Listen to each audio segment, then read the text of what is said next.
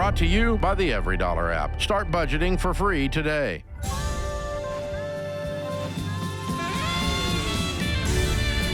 Normal is broke and common sense is weird. So we're here to help you transform your life. From the Ramsey Network in the Fairwinds Credit Union studio, this is The Ramsey Show. I'm George Kamel, joined by my co-host Rachel Cruze, and we're taking your calls at 888-825-5225. Anna is going to kick us off in San Jose. Anna, welcome to The Ramsey Show. Hey guys, thank you so much for taking my call. Absolutely. I'm calling in today to see if it's worth it to buy a house. A little background of me, I'm 20 years old.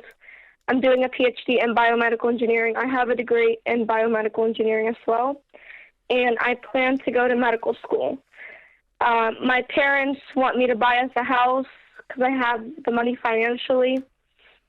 I'm just wondering to see, what do you guys think? I don't want to do this. That sentence was wild. Your parents want you to buy us a house. Yes. Like want to the buy entire house. The family. You, them. Yes. Do you have siblings? Yeah, I do. I have two brothers and I have one sister. My brother does not live with us. Okay. But where are you guys living now? I have another brother. Sorry, say that again. Where are you guys living now? Like, are you guys renting? No. We own a house. It's a pretty big house. It's like 2,000 square feet. But my mom wants a nicer house because my uncle has a nice house. And, you know, it's going to go all on me. And I'm really stressed, and it feels like a lot of pressure. Well, sure, Anna. I want my mom to be happy. Okay, so I'm so curious how this conversation goes. Are they saying to you, Anna, you should buy us a house? We need a new house, Anna. You have the money. Why don't you just do it? Is that how the conversation goes? Yes. That is insane. I want you to know that. House. Why don't they just go buy a house if they want a house? You can afford it. It doesn't matter if you can afford it. You're not the one who wants a house. If they want to upgrade a house, that's something they need to do as grown adults. How much money do you have, Anna? I have around $150K cash. Okay, and a lot of it is in the market. How do you have that much money at 20? I'm just curious. Have you been working, or how did you get that? I've been working since I was 15. I had a business at 15. I used to tutor people. Mm-hmm. We actually made an app. I don't want to say it publicly, but we sold the app. I made that money. And then I've been working like all throughout university through my degree. And right now I make like $70,000, $60K a year. Wow. Oh my gosh. And how are you going to pay for med school? Like through my money, through my savings. Mm-hmm. And you know, like I know money always comes and goes. And I mean, as long as you have the skills and you can provide value, you can always make money. Okay, so this $150,000, is that earmarked to pay for med school? I have around 100K, so yes. Okay, so therefore it is not house buying money, especially when it's your parents who are forcing you to do this. So I would just tell them kindly and firmly, no, the money I have is to cash flow my med school expenses. Yeah. And I will not be buying a house. And the truth is, Annie, when you go to med school and you start doing all of your programs, you know, you have no idea what city you're going to be at. You have no idea what hospital you're going to be at doing, you know, all of your clinicals. I mean, you might move across that. The country. Yeah. So no, in no way do you need to be buying a house in your, you know, where you are in your season of life, let alone the complete dysfunction of your parents. Like, you know, that's crazy, right? And it sounds insane. I don't want to do it, but I want my mom to be happy. You know, like she says, it's not your job to make your mom happy. It's not your job. And she sounds like she's a woman that probably will never be happy. She'll get this house. If you went through with this and you bought this, I guarantee you in 3 to 4 years, she's going to be like, oh man, well, my new friend has this house. So and a nicer car. It's time for the car upgrade. And the fact that she would go to her 20-year-old and ask not even ask, kind of sounds like demand or requested a house is so wild. So wild. And you're smart. You know this. And so it is these will be difficult conversations, Anna, but the earlier you start doing this with kindness, but being very firm and knowing exactly where you stand, it's going to ruffle some feathers. But that this is going to be your life, right? I mean, I hate to say it. If these are your parents, I'm sure they were wonderful and raised you, obviously did a great job, raising you because you're incredible. But this is going to be a picture of what the future looks like. And if you can start putting up those boundaries now at 20 years old with a very obvious situation that there needs to be a boundary there, that's just good. It's a good starting point for you. But I'm so sorry you have to do this. That's so unfair. It's an uncomfortable position. Yeah, the fact they've put you in this situation is crazy. Have you ever heard of the quote, you give someone an inch and they'll take a mile? Yes. That's what I think is going to happen with your family. They're going to continue to exploit everything you have because you're the successful one in the family and they raised you, and therefore how could you not buy them a house after everything they've done for you? And they're going to use that to abuse and guilt you into things. That's the future that you have if you say yes to anything.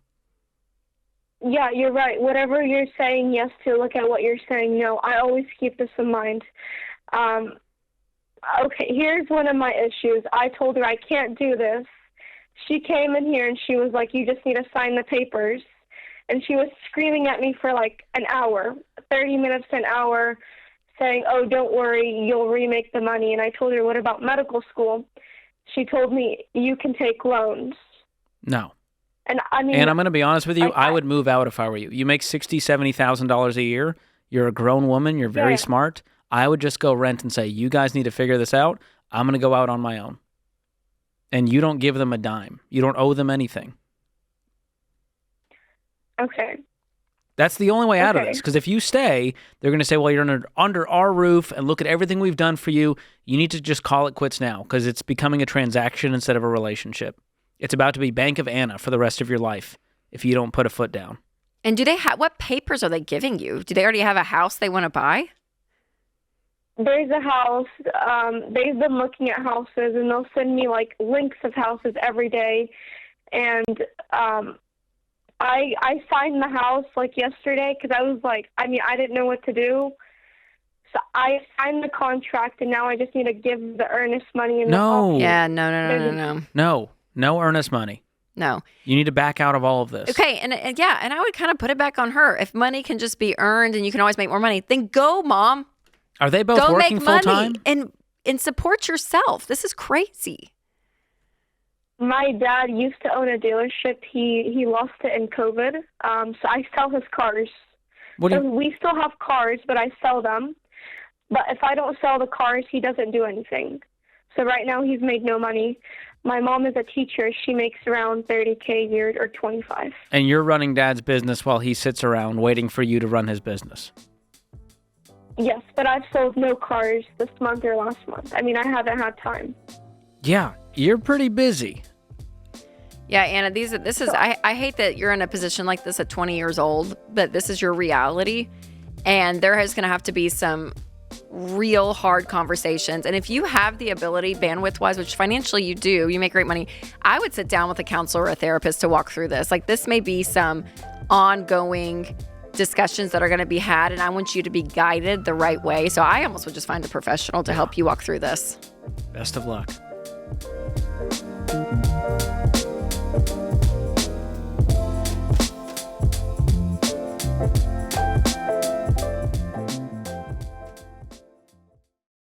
I've been doing this show for over 30 years, and some of the saddest calls I've taken are from situations that are completely preventable.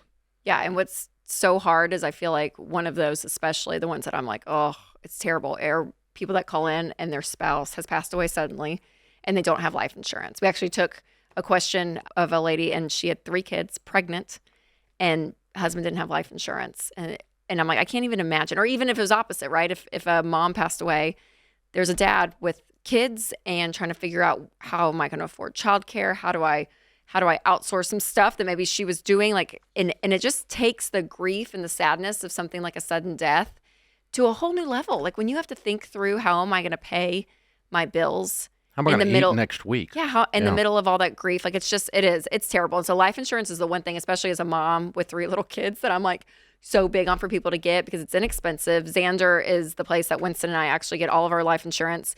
And we keep re-upping it because I'm like, I just want it there. Like there's something about that safety of knowing that you have money if something suddenly happens. And it doesn't cost much because Xander shops among a gazillion different companies. It doesn't cost much. You just have to admit that someday you're not going to be here. You got to say it out loud, and you got to say, I'm going to say I love you to my family by taking care of them and taking the time to put this stuff in place. It costs us stinking pizza. It really is. So that is one thing to do, to say I love you to your family. So we've used Xander for all of our family's needs for insurance for many years, including, of course, term life insurance. To get a free quote, go to 800-356-4282. That's 800-356-4282, or go to Xander.com.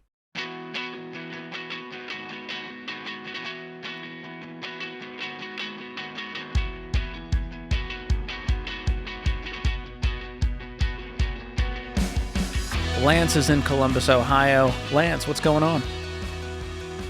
Not much. I'm just calling in to get some advice on my current financial situation. Sure, lay it out for us. Okay, so I moved out to Ohio exactly a year ago with the goal to start clearing my debt away. I'm about $65,000 in debt. It's a year later, and I'm still pretty much in the same situation, and I don't understand why. I pay rent now, and I had to furnish my apartment when I got out here, but the math isn't adding up for me. How much do you make? At my new job, I make about $100,000 on a good year, assuming no layoffs. Okay, so in the There's past plenty of year, work here right $100,000 has flowed through your hands in the last year, or at least that's the gross pay. Yes. Are you doing a pretty detailed budget, Lance, month to month? I mean, about 6 months in, I really started cracking down on it because I saw that I wasn't gaining much traction. Yeah. I mean, how much is your rent a month? Rent's not too bad. It's $1,450. Okay, yeah. Are you taking home $5 or $6 grand a month? A little bit more, actually. It's about $2,000 a week. Okay, that's great. Mm-hmm. So where is the rest of the money where's it all going? Well, like I said, I pay rent now. Before I didn't pay rent when I lived back home in New Hampshire. And then I had to furnish my apartment. I guess the rest just gets trickled out there. And $6,000 doesn't trickle out there. So if I looked at your bank statement and I added everything up, where would be the big piles of money that disappeared? Is it eating out? Is it subscriptions? Is it spending? Is it gambling? Any vices?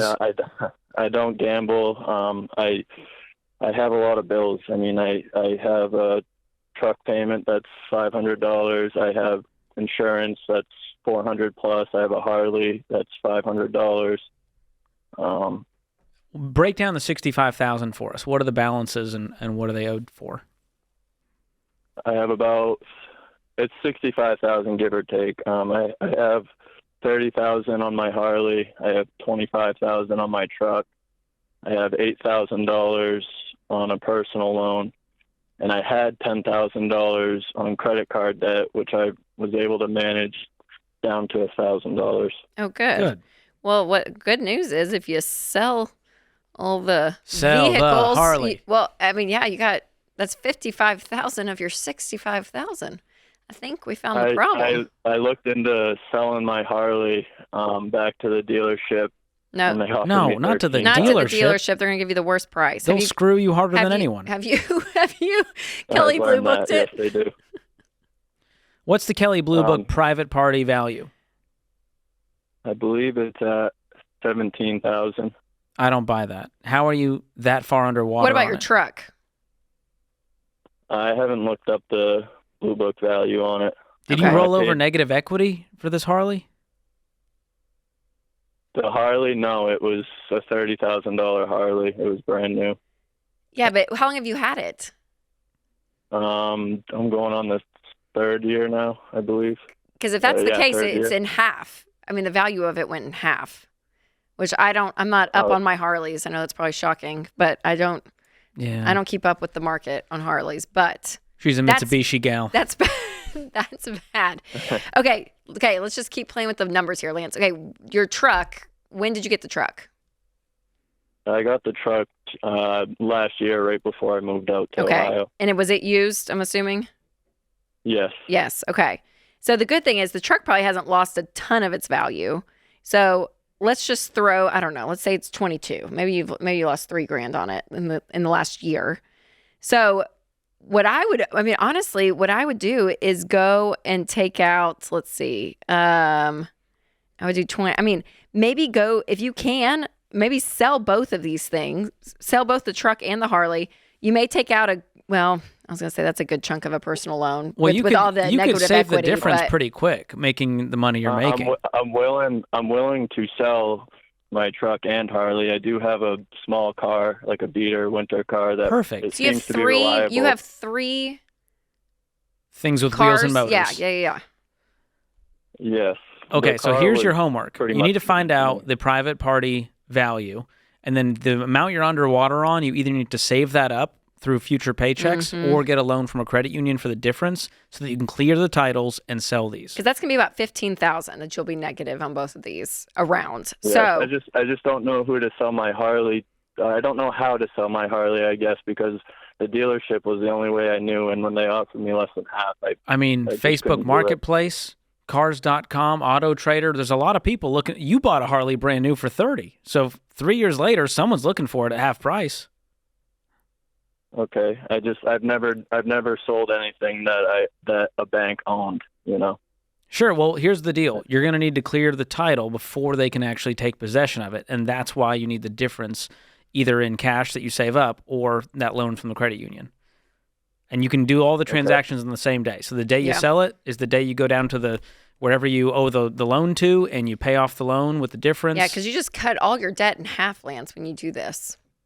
Which means you get back again. You said the $600 payment for the Harley, the $500 car payment. That's $1,100 left. The insurance. But here's what worries me a little bit is even after some of the things you were just saying, you still have a couple of grand sitting there that is kind of disappearing that you still at the beginning of the call weren't able to tell us exactly where it was going. So that's still enough money for me to be like, oh, my only fear, Lance, is when you do all of this and it does give you margin and frees you up, that you're going to go back to this kind of spending habit that you're in of not knowing exactly where your money's going. And that's not going to be helpful either, because instead of $4,000 slipping through your fingers, now it'll be $6,000, right? Or whatever it is. So I want you to be able to know and control your money and where it's going. And so before we get off the call, Christian will pick up and we're going to give you a year of every dollar, which is not just our budgeting app, but our overall financial.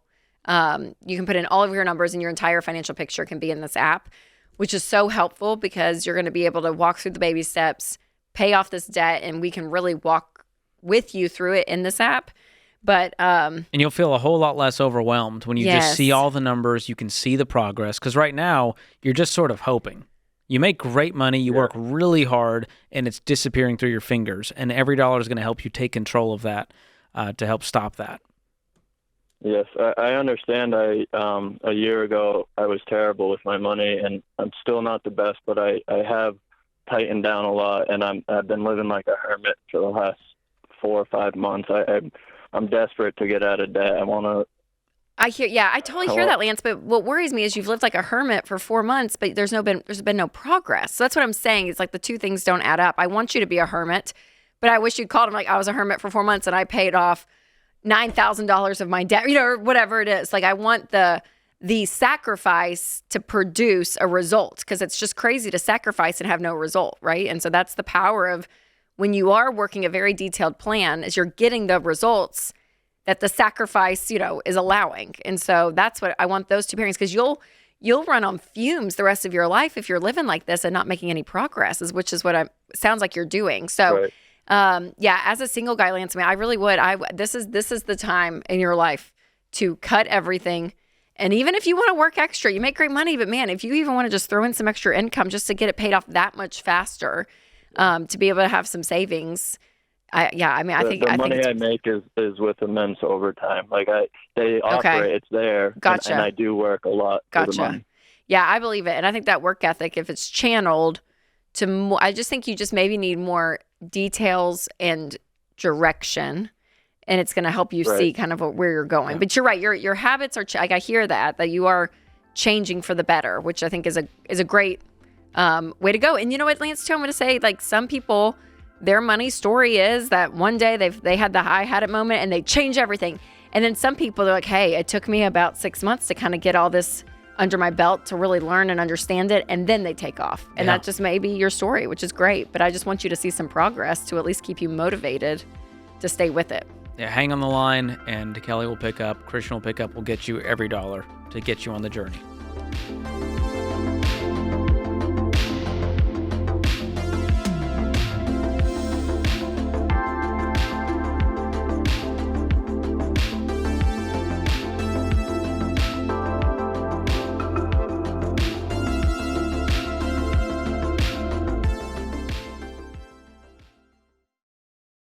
This show is sponsored by BetterHelp. This time of year can be tough, so make sure you check in on your friends, check in on your loved ones, and reconnect with people you haven't talked to in a while. I recently called one of my childhood friends. We had a great conversation. It was awesome. The conversation was hard, but we also laughed a little bit too. It can take a little courage to just send that message or go grab coffee or even get in the car and drive across the country to reach out with a friend. And reaching out for a therapist can also feel hard, but often it's worth it. And if you're thinking about therapy, I recommend calling my friends at BetterHelp. BetterHelp has over 30,000 therapists. They're the largest online therapy provider in the world, and they've served over 5 million people globally, and they have an average rating of 4.9 stars out of 5.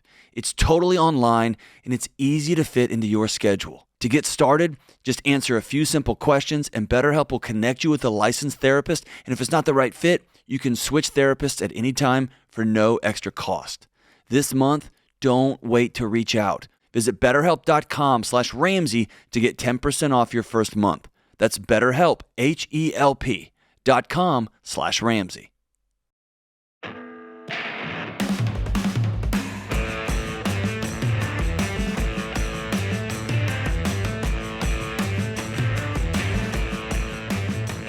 Martin is in Savannah, Georgia, up next. Martin, welcome to the show, man. What's going on?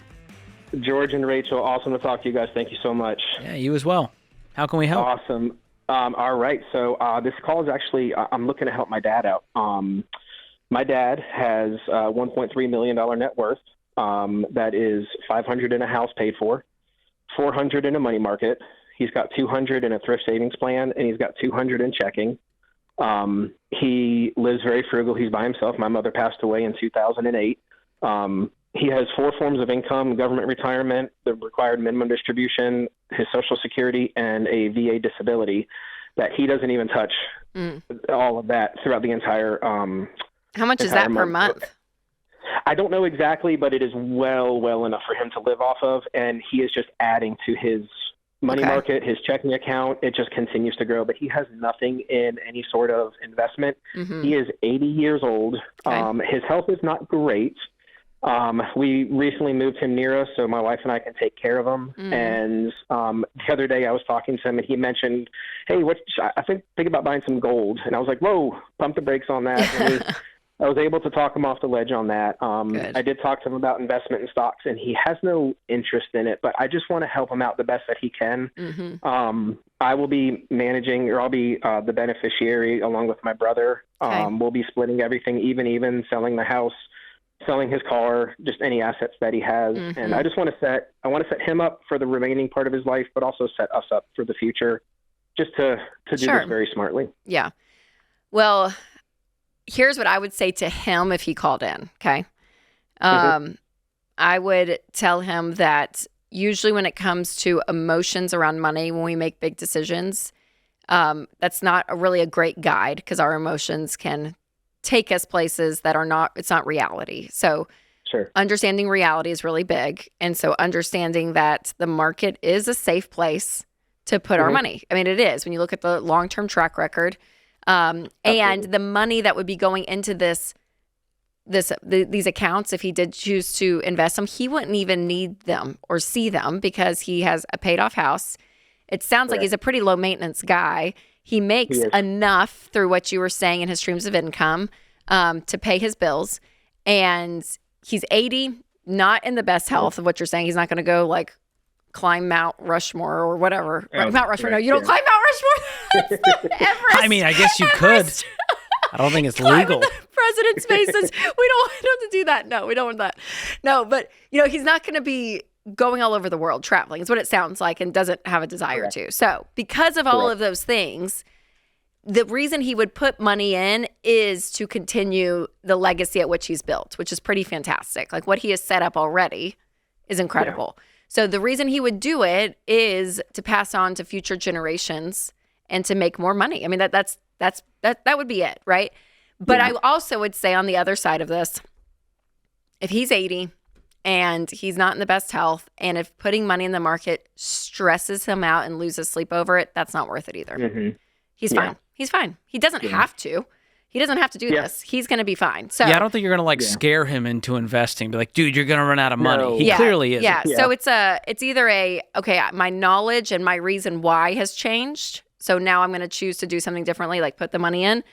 But again, I mean, we've talked to elderly people on this show, and it terrifies them. And we always say, if you're fine financially, it's not worth it. That is not worth it to lose sleep at night for a reason you don't need to. You don't need to. You're fine. So that would be the two sides of the coin. I think he should, because I think it's a wise thing financially. You can use like an investment calculator and show him the track record of the S&P 500 and show him how he could have 2.6 million instead of 1.3. I don't know that he's going to be impressed. I think he might be like, I'm fine. Who cares? So here's the truth. Yeah. He might pass away, you inherit this, and then you grow this money the way you want to. Correct, yeah. I don't know that in his remaining lifetime that you're going to be able to change an 80-year-old's mind on how he views money and the world. Yeah. But you can steer him away from scams and traps and commodities that will not actually benefit him. And we have, and that was the gold. And I said, listen, if you want to put money in gold, imagine, like Dave says, put it in the middle of the living room, light it on fire. Are you willing to lose that much money? Yeah. And, so awesome. Yeah, that's good. When I do acquire this, since none of it is in investments, well, the 200 in the thrift savings plan, but for the most part, we sell the house, that's cash, everything else is cash. Will I be also looking at taxes on this since I'll be inheriting it, or, I'll just get with the SmartVestor Pro and stuff like that? I believe it would just go against his estate. And so as long as, he doesn't have liabilities and you're the beneficiary on these accounts, I don't believe that you would be paying taxes on that because you're not selling off a stock. And so there's no capital gains here to be paid. If it was in a traditional account and taxes haven't been paid on the growth, then you might be liable for taxes. But I would get in touch with a tax attorney. And if does he have any professionals working with him in his life across any of this, tax, financial advisors? He just moved, and he said he needs to go to a lawyer and get the will all redone and everything with the new state. So he's at least willing to do that. He is, and him and I have got a fantastic relationship, and he's very open to talking about this with me because he wants to know that not only is everything going to be handled correctly, but also he wants to know that I know what to do with it too. That's wonderful. Well, I was going to say it'll be worth seeing if he would sit down. Maybe you go with him and sit down with a SmartVestor Pro. You connect with one on our website and just have an outside professional look at it, and maybe they'll convince him of, hey, you have a lot of money sitting on the sidelines. You're losing purchasing power every day. Inflation is eating away at this. You could really do something with this money to leave a legacy, and that might convince him. And maybe he does some of the money over time. He does $50,000 this year, another $50,000 next year. He gets more comfortable with it, and over time, we start moving these to investments. Yeah, and one of the things I was concerned with him for was that some of this money is not FDIC insured. Maybe at a minimum, we move that over to something. So awesome. Oh, 100%. Yeah, thanks for the call, man. We're seeing more and more of this for sure. And he sounds amazing, Martin. I mean, he's done a great job. Yeah, and just the fact that he'll even dialogue with his son. There's so many, and be willing to create a will and talk about the estate. Honestly, we talk to so many adult children who say, like, my parents will not do X, Y, and Z, or they're having to take care of them. I mean, so the fact that you hear something like this, I'm like, man, just incredible, absolutely amazing. We got a call, I think it was yesterday, and he was like, hey, my dad won't make a will. We have 10 siblings. He has a ton of real estate. Oh, man. And he refuses because he thinks Jesus is going to come back before he dies. Oh, no. What an M. Night Shyamalan twist that was. And you're like, how do I convince this guy? I'm like, I don't know. I don't know what information he has. We don't know the day or the hour. He somehow knows when he's going to die and when Jesus is coming back. Those are two pieces of information that nobody knows. I think you should just climb Mount Rushmore and call it a day. You have a better chance of climbing Mount Rushmore. I know. That is so true. But think about it. If you truly love your family, why would you leave it to chance? Why would you leave it to the government to decide what happens? And the relational strain it causes on the family of them trying to make the decisions and decide, and it ends up tearing families apart. It really does. So the clearer you can be, the more communication you can be, or you can have before you're passing. I'm like, that is such a gift to your family. It really is. And it sounds morbid and it's not fun to talk about, but golly, it is such a gift for everyone to know exactly what's going on. And and when you die, you just say, okay, press play on Everybody the plan. knows. And it's smooth. I You mean, said it much nicer than I would. I like to say, if you hate your family, don't have a will and make it as confusing as possible. If that's what the route you want to go. If that's what you want. Yeah, it is. I don't know. It's interesting, though, the people that truly don't even want to engage on any level of a conversation when it comes to death. Yeah. And again, it's not fun to talk about, but you guys, having life insurance, having a will in place, like these things Making sure your beneficiaries are correct. Yeah, genuinely, Those it's like things. it is.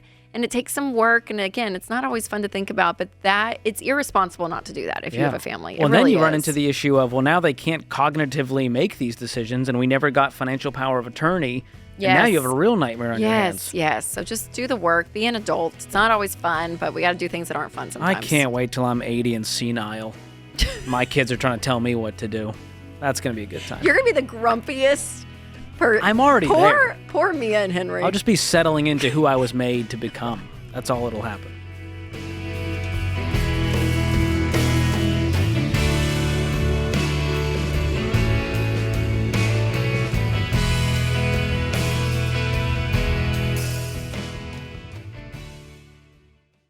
Hey guys, it's open enrollment time for health insurance. And if you have ever felt overwhelmed trying to figure out your healthcare costs, you are not alone. For a lot of families, healthcare is one of the biggest line items in the budget, and it gets more confusing every year. But you don't have to settle. Christian Healthcare Ministries is a biblical and budget-friendly alternative to health insurance, and I am proud to recommend them. With CHM, you are joining a community of believers who actually help share each other's medical bills. Yeah, it's true.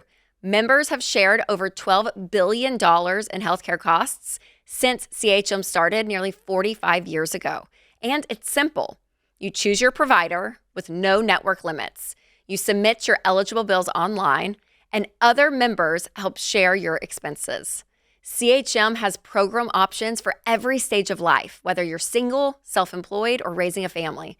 Y'all, open enrollment has a lot of people scrambling right now, but CHM lets you join anytime. So go to chministries.org/budget to check them out. That's chministries.org/budget.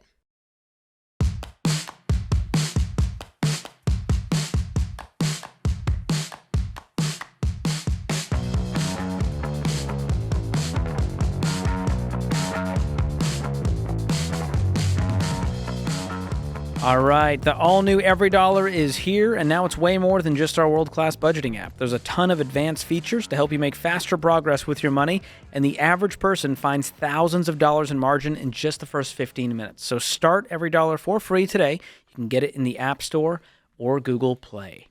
Jenna is in Boston up next. What's going on, Jenna? How can we help? Hi, thanks for taking my call. My husband and I recently have become just huge fans, and so we've had an appointment for a will. We went through the life insurance you guys recommend. Oh my gosh. So proud of you guys. Good job. Yeah. Well done. Yeah, we did the budgeting app, and we've been comfortable, like we've been fine, but we're in debt. So I feel like we've just been paying our minimums and going along with it. And through your show, I've been getting like that sick feeling that like we are doing this all wrong. So that's what kind of encouraged this. And we do okay. So, but we have about combined $98,000 of debt. Okay. Because of mostly student loans. Mm-hmm. I have about $36,000. My husband has maybe $50,000. Okay. And then $10,000 give or take in like medical bills, credit cards, and stuff. Okay. So we budgeted that, and we any cars, Jenna, or is that just no cars? Perfect. Okay. No car payments. So with the small, like 10,000, I feel like we can do real quick, and then it's getting into the student loans.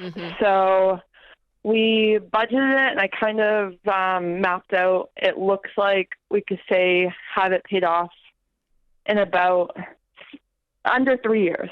It looked like, I think. So what do you guys make? With that though, combined somewhere around 230 typically. Okay. All right. So the reason originally my plan was like a 5-year plan. I really wanted to knock it down faster than that. So my husband puts like 6% of his salary, and he makes more than me, in his 401k. And so we talked about him stopping doing that. So I make less than him, but I like hold the benefits and things like that. And I work for a really big investment firm, and I get a 7% match. So I do have a decent 401k with them. Do I stop getting, like, should I stop putting money in that, even though I'm getting that 7% from them by doing it? Yes. Yeah. Okay. Yeah. All of your focus needs to be on paying off this debt. And Jenna, I would challenge you guys, because of what you make. I would think you would only need to pause it for maybe 2 years, because I think you could pay this off in a year. You guys make $230,000. You have $100,000. What if you guys lived on $95,000 a year, and you did nothing with your life? That eats up. So I definitely think we need to cut back on our spending, and we could pay things off a lot sooner. But the biggest, so we own a house. We have a mortgage. Our mortgage is about $2,600 a month, which for us is affordable right now. That's fine. But we also have a son, so we pay for daycare, which is about $300 a week or so. So about $1,200 a month. So that's kind of where the bigger expenses are. Well, you guys are bringing home what, like $15K a month? What's your take-home pay?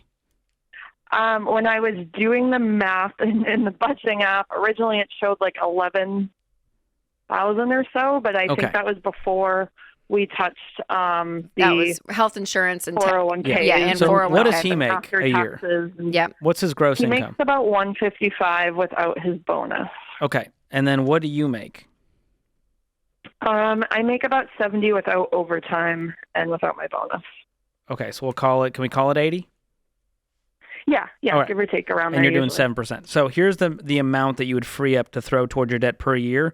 You're looking at $9,300 plus $5,600. That's pretty sizable. So you're talking $15,000 a year that could go toward your debt on top of all the margin you have. And that's why we're saying, what if you pause for 1 year, go down to zero, and you come back guns a-blazing in 2027, investing 15%. Both of you investing 15%.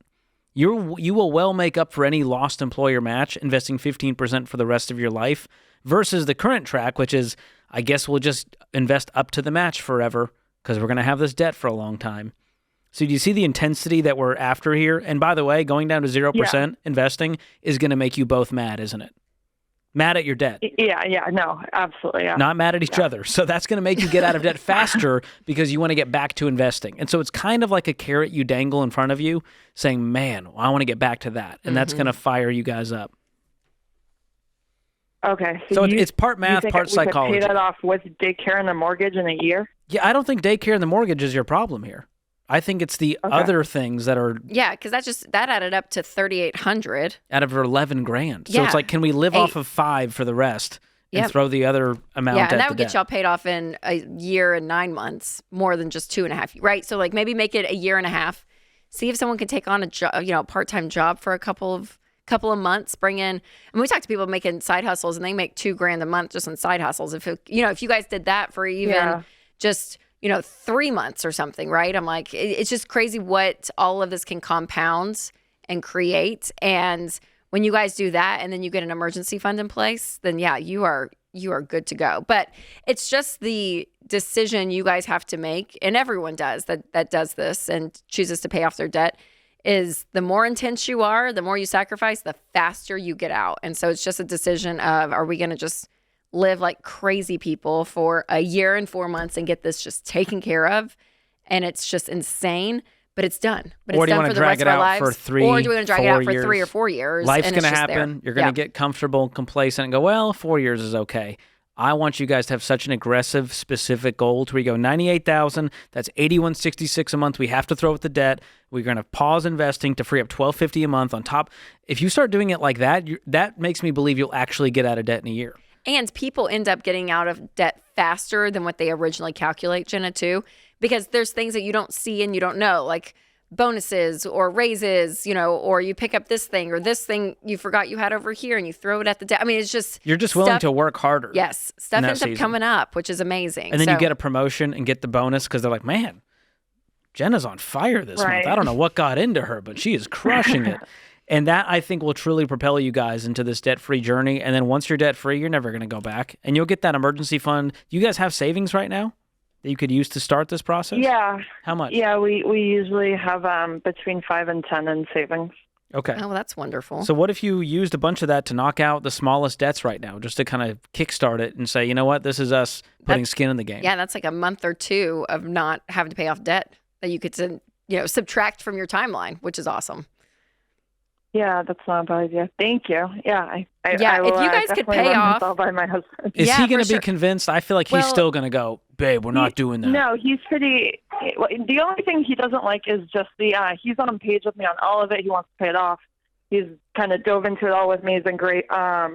The only thing he likes is having a bit more of an emergency fund than $1,000, just with kids and stuff. But sure. Other than that, he's pretty much good to jump into all of it with me. Yeah, that's awesome. Well, I'm glad you guys are, on the same page for the most part. And that's a normal fear. We hear that usually from, if it's a couple, especially with kids, that is kind of a thing that we get. But the truth is, too, if something were to happen and you guys had to pause the debt snowball, you have $8,000 freed up per month.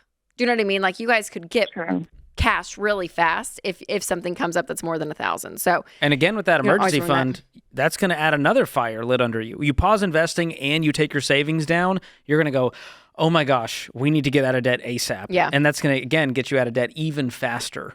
And so I encourage you guys to go all in on the plan because it works. And if you do it a la carte like a buffet, it's not going to work as fast. And then you're going to say, well, I guess the Ramsey plan doesn't work. No, you just chose your own plan. So just Jenna, try it our way. Let me say, though, kudos to you guys. I mean, y'all are at the very front end of all of this. I mean, just even doing the life insurance and the will and the budgeting app, every dollar and everything. Keep the momentum up. Yeah, you guys are doing awesome. Love to hear it.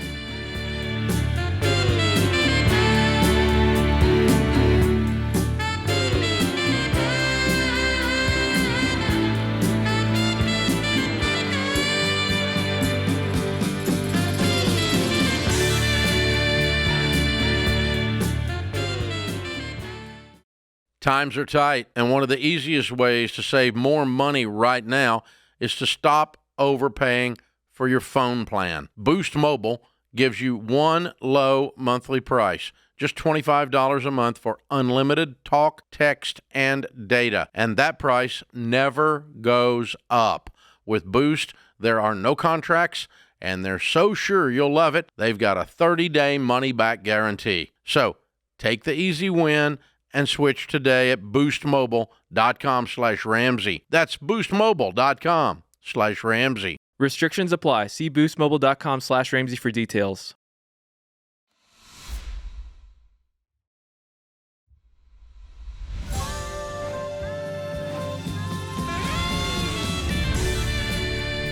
Welcome back to the Ramsey Show in the Fairwinds Credit Union studio. I'm George Kamel, joined by my co-host on Smart Money Happy Hour, Rachel Cruze, and we're taking your calls at 888-825-5225.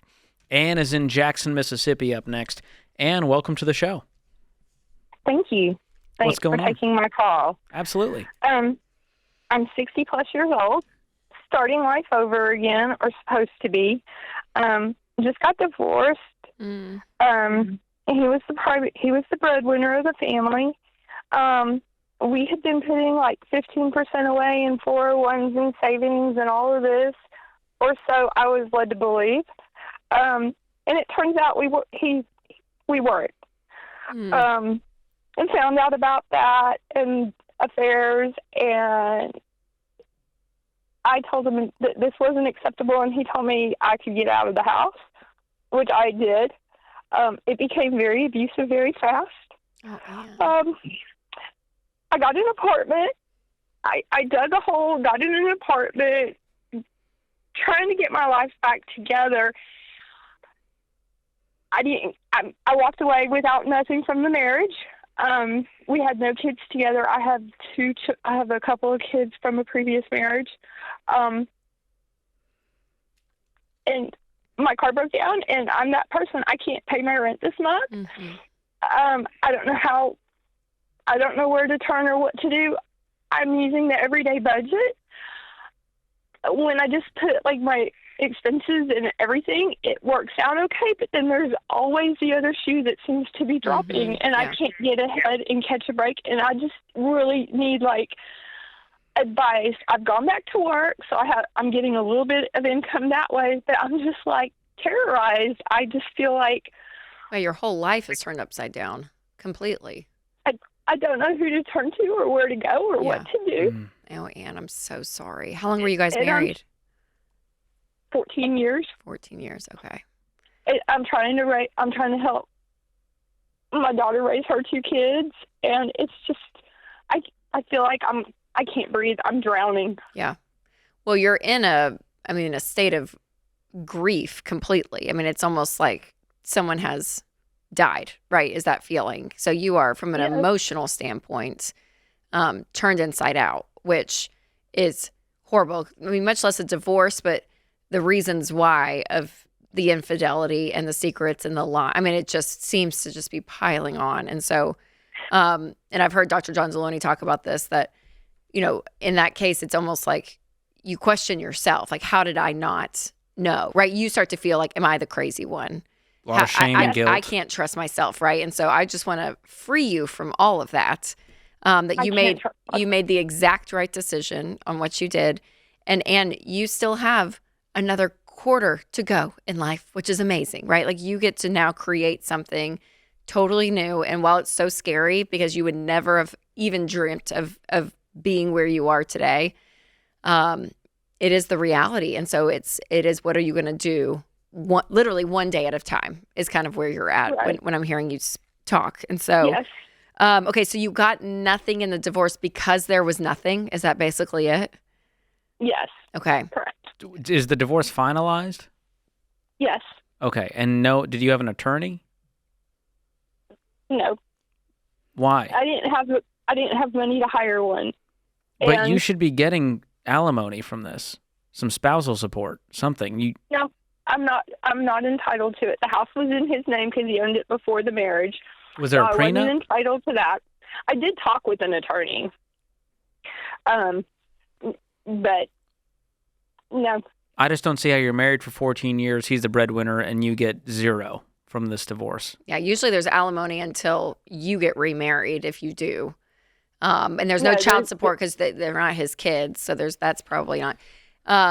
What did the attorney say when you spoke to the attorney? He said that I could hire a forensic accountant to go through to prove everything. I mean, but at this that point, would be expensive. And at this point, and he said that I would, I could spend $10,000 and walk away with nothing. Yeah, which is true, but I would be curious on the. I still think his future income needs to play a part in this, regardless if he had anything in the bank account. What are you doing now for work, and how much do you make? I'm on disability because I have a disability, and so I get $2,000 from that, and then I'm making about $800 in addition to that. And what's your rent every month? $1,075. You're making $800 a week or a month in addition? A month. Doing what? A month. What are you doing? Part-time substitute teacher. Okay. And what's the nature of the disability? Is there something where you can't do certain types of work? Correct. Okay, so could you do, if you're a substitute teacher, that's fairly physical. You got to get up, go there, stand all day. So I'm wondering, can you do something different that pays more, that is more regular and stable? I'm looking. I am. I'm looking. I've got applications in a lot of different places. And why can't you pay rent this month if you have the $2,000 in disability plus your $800? I put $700 to get my car repaired. Like I said, when I moved out, when I got my place in May, I have been one foot in the hole the whole time. But what kind of debt? And what's in the hole deeper? Yeah, and what kind of debt do you have? I don't have any. Okay. So when you say in the hole, are you just saying there's emergencies that come up? Yes. Okay. So you have the car repair, And $700. You paid that. What else is on the horizon? I'm also helping my daughter raise her 2 kids. We can't do that right now. You can't do that, Ann. You're drowning. You don't have a life raft to throw at her. Yeah. All right. When you're saying that, are you saying that you're doing that with your time, or what does that mean? Or money? I'm doing it with my time and helping out with food and things like that because they're with me a lot of the time. Okay. So, and I'm telling you, and you can get back to, I know that's your heart and that's probably where you want to be as a grandmother. I want you to get back to that place. You just can't probably in the next 2 years. So you need to have a conversation. And your daughter doesn't want you in this situation. Like what you're describing to us is you can't even pay your rent. If you get evicted, you have to live with her. It's irresponsible, okay? It's irresponsible to be watching your grandkids right now from a time and money perspective. It just is, Ann. We can get back to that place because I want you to be able to do those things. But right now, we have to get you stable financially, okay? And so your daughter has to understand that. Like I would assume if you came to her and said, "I can't pay my rent, Mom," okay, so then she needs to figure out another plan for herself and her kids for the next 24 months. Like that's what I would say. Okay. And so that you have the time and the bandwidth and the money. So, Ann, your first things are food, shelter, utilities, transportation. Those are the only things that get paid, okay? And then beyond that, we have to be upping the income. And hopefully with some time bandwidth back from not being super grandma, that we can start funding and actually getting some savings, looking at retirement and starting those steps. But if you hold on the line, Ann, Christian's going to pick up. We're going to get you with one of our financial coaches to help walk with you through the next couple of steps because I know that, I know you probably just feel like you're in a complete fog because, it's just horrible where you're at. But I know you can get to the other side of this. We've talked to people just like you in your situation, and they get out.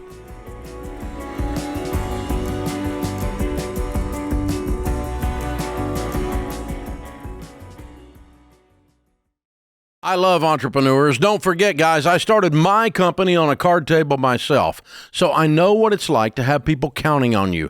Your team, your family, not to mention your customers. And when you're the one signing the paychecks, you can't afford to fly blind. But I'll be honest, early on, one thing that nearly sunk us was wasting time with spreadsheets that didn't add up because business units didn't talk to each other.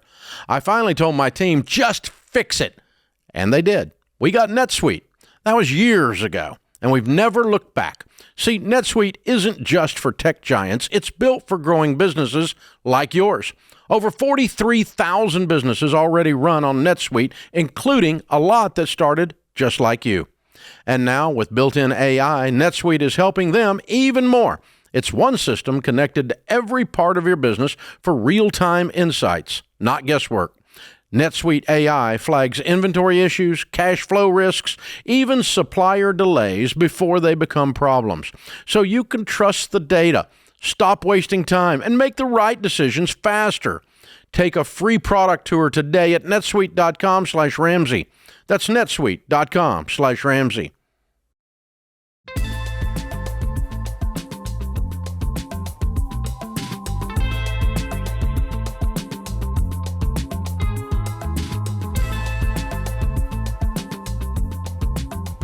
Faith is in Cleveland, Ohio. Up next, Faith, welcome to the show. Hi, thanks for taking my call. Sure. My question is, how do I save up for an upcoming wedding while I'm in baby step 2? My only debt is my car loan. Cool. What's left on the car loan? It's about $29,000. And what do you make? $42,000 a year. Perfect. We need to get rid of this car, don't we, Faith? Yes, I've convinced myself that the car is necessary to keep because my family is very unlucky with cars. We currently have 2 cars in our driveway that don't run. And I drove no car. I borrowed cars for over a year, and then I bought this car I have. And it's like fully on warranty and stuff, and I'm like, cool, I'm good to go now. But now it's also taking up a good chunk of my pay, and I'm like, cool, now I have a wedding to pay for. It's as much as you bring home after taxes is what you owe in a car. So we can't do that. Yep, we gotta get rid of it. But the good thing is we can always learn how to have better luck with cars and learn how to buy used cars maybe more responsibly with more intention and know what we're looking for and all of those things, because I don't want you making a really stupid financial decision on quote unquote, we have bad luck. So I Is there understand like a what you're voodoo saying. doll? Like, did your family, was there like an ancient king you There was like upset? a curse that was put on Faith's family. Faith is like, actually, probably yes. No, I feel that. Okay, what's the wedding going to cost? What are you looking at right now? It's our budget right now is $15,000. We do have a family member that has set aside $5,000 for us. Oh, that's nice. Does that bring it down to 10? Family member that has, Does that bring it down to 10? Yes. Perfect. Great. And what about the fiance? Are you guys going to split this 50-50 or what? We're going to attempt, I guess. He currently isn't working right now. He's full-time in flight school, trying to cash flow that with, he's also in the Air Force. So he uses whatever money he makes from that to cash flow his schooling. Smart. Okay. That's great. When does he finish school? If the weather permits, he's supposed to graduate the December after we get married, which we're getting married next September. Okay, so we still have a year to deal with all of this. Yes. Okay. I have tossed around the idea of many times of getting rid of the said car. Yes. My fear, though, is that I'll get a car because I'll be upside down on the Jeep. And I fear that I'll get some cheaper car and it'll immediately break down and then I'll have an expensive repair. Because that's what's happened all these other cars I've had. Sure. How much are you underwater on? What's the car, if you sold it private party, what could you get for it? I haven't looked that up. I know that I bought it in July for $23 and my loan is $29. How did that happen? They sold you a Because I got the $6,000 warranty? Yeah. Okay, here's the good news. You can get the money back from that warranty. Mm-hmm. So you can get the majority. It'll probably be prorated, but you can get that money back. Okay, that's good news. So Dave? try that and then see what the car is actually worth. And if you're underwater by a little bit, you can come up with the savings to cover it. Let's say it's $1,000 that you'll still owe. Car's worth $22, you owe $23, for example. Did you buy it brand new or was it? No, it was used. Yeah, because Jeeps don't have the best resale value. Yeah, what's the model of it? It's a Wrangler. Okay. So the only reliable car you could find was a Jeep Wrangler. Everything else was a crapshoot. Can we just admit that Faith just wanted a newer Jeep Wrangler? Oh, yeah, for sure. Okay. My love. I feel so much better. If it was like a Honda Accord, we'd be like, yes, we got it. A Jeep Wrangler has, I want this energy. You know? So Faith wants that vibe. The good news is we can get you a reliable car that's $14,000. That's not going to be riddled with repairs. And here's what you need to do. Research the make, model, year. Look up what the common recalls are, common repairs are, and then pay for a pre-purchase inspection from a mechanic that you trust. It's going to cost you maybe $100, $150, but that's going to give you the peace of mind that you're not buying a lemon.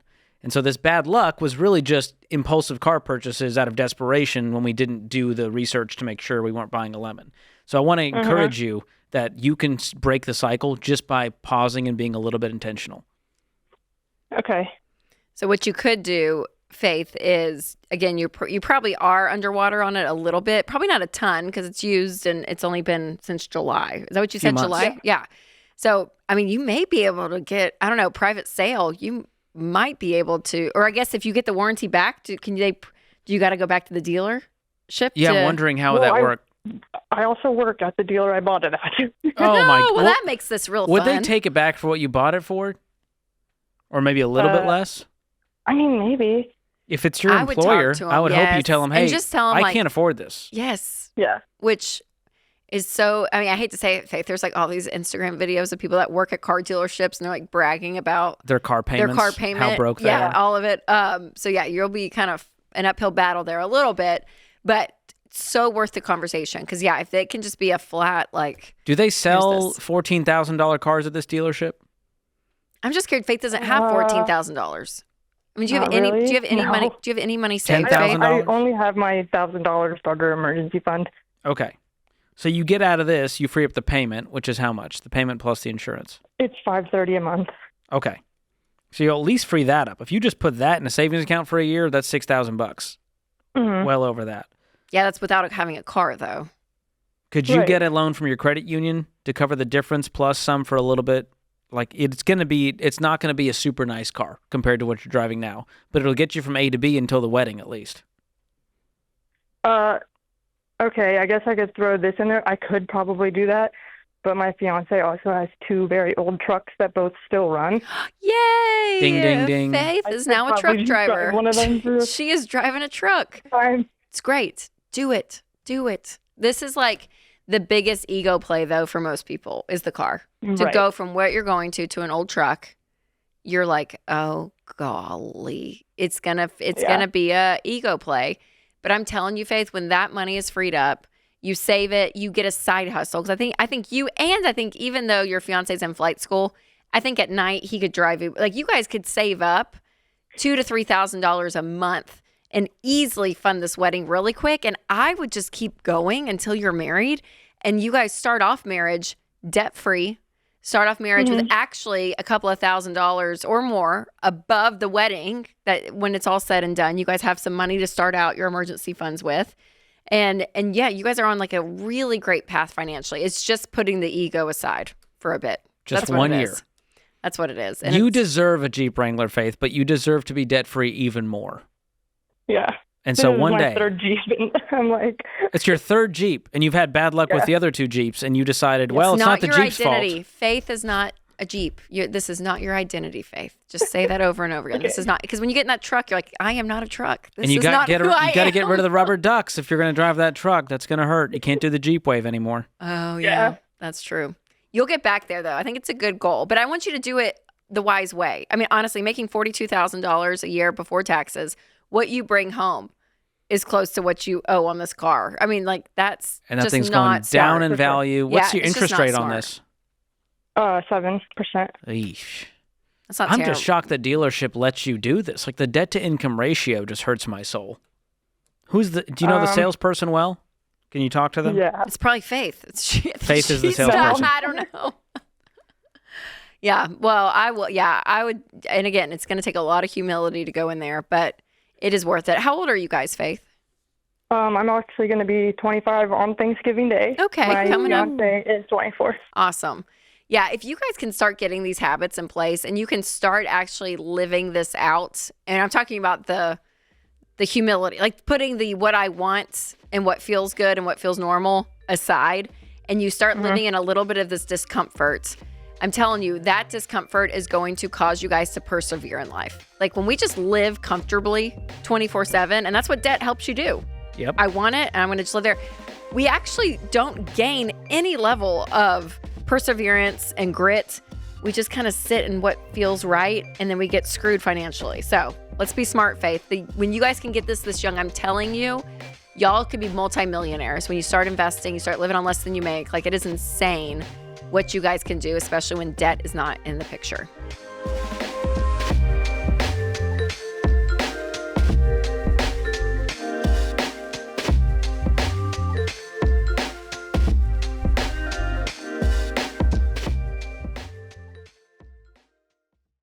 If you've got collectors breathing down your neck and you're drowning in credit card debt, you don't need another debt relief company trying to sell you sunshine and unicorns. You need real help. And Guardian Litigation Group is the real deal. They're not a call center. They're actual attorneys. That means when a creditor tries to sue you, they can step into the courtroom and fight back. Now listen, debt settlement isn't pretty. It's not a magic wand, and I'd prefer you get out of debt the old-fashioned way. But if you're staring down bankruptcy and you've got no other way out, Guardian gives you a path to clean up the mess without paying a dime up front.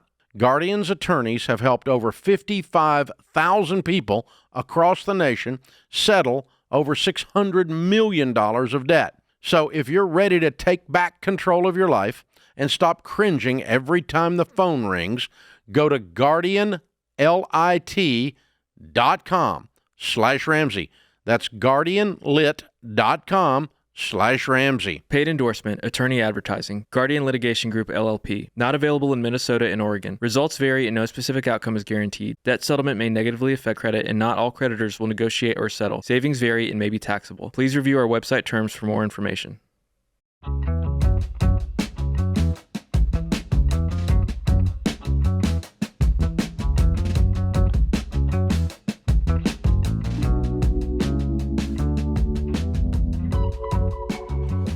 Welcome back to The Ramsey Show. Open phones at 888-825-5225. Are you staying on track with the baby steps? We've got a quick quiz to check your progress and get a personalized plan. Simply head to the show notes, click on the link titled, Are You on Track with the Baby Steps, and complete the quiz. Drew is in Kansas City up next. What's going on, Drew? Hey, so I really want to get an electric bike, but I still live at home at 28 with my wife.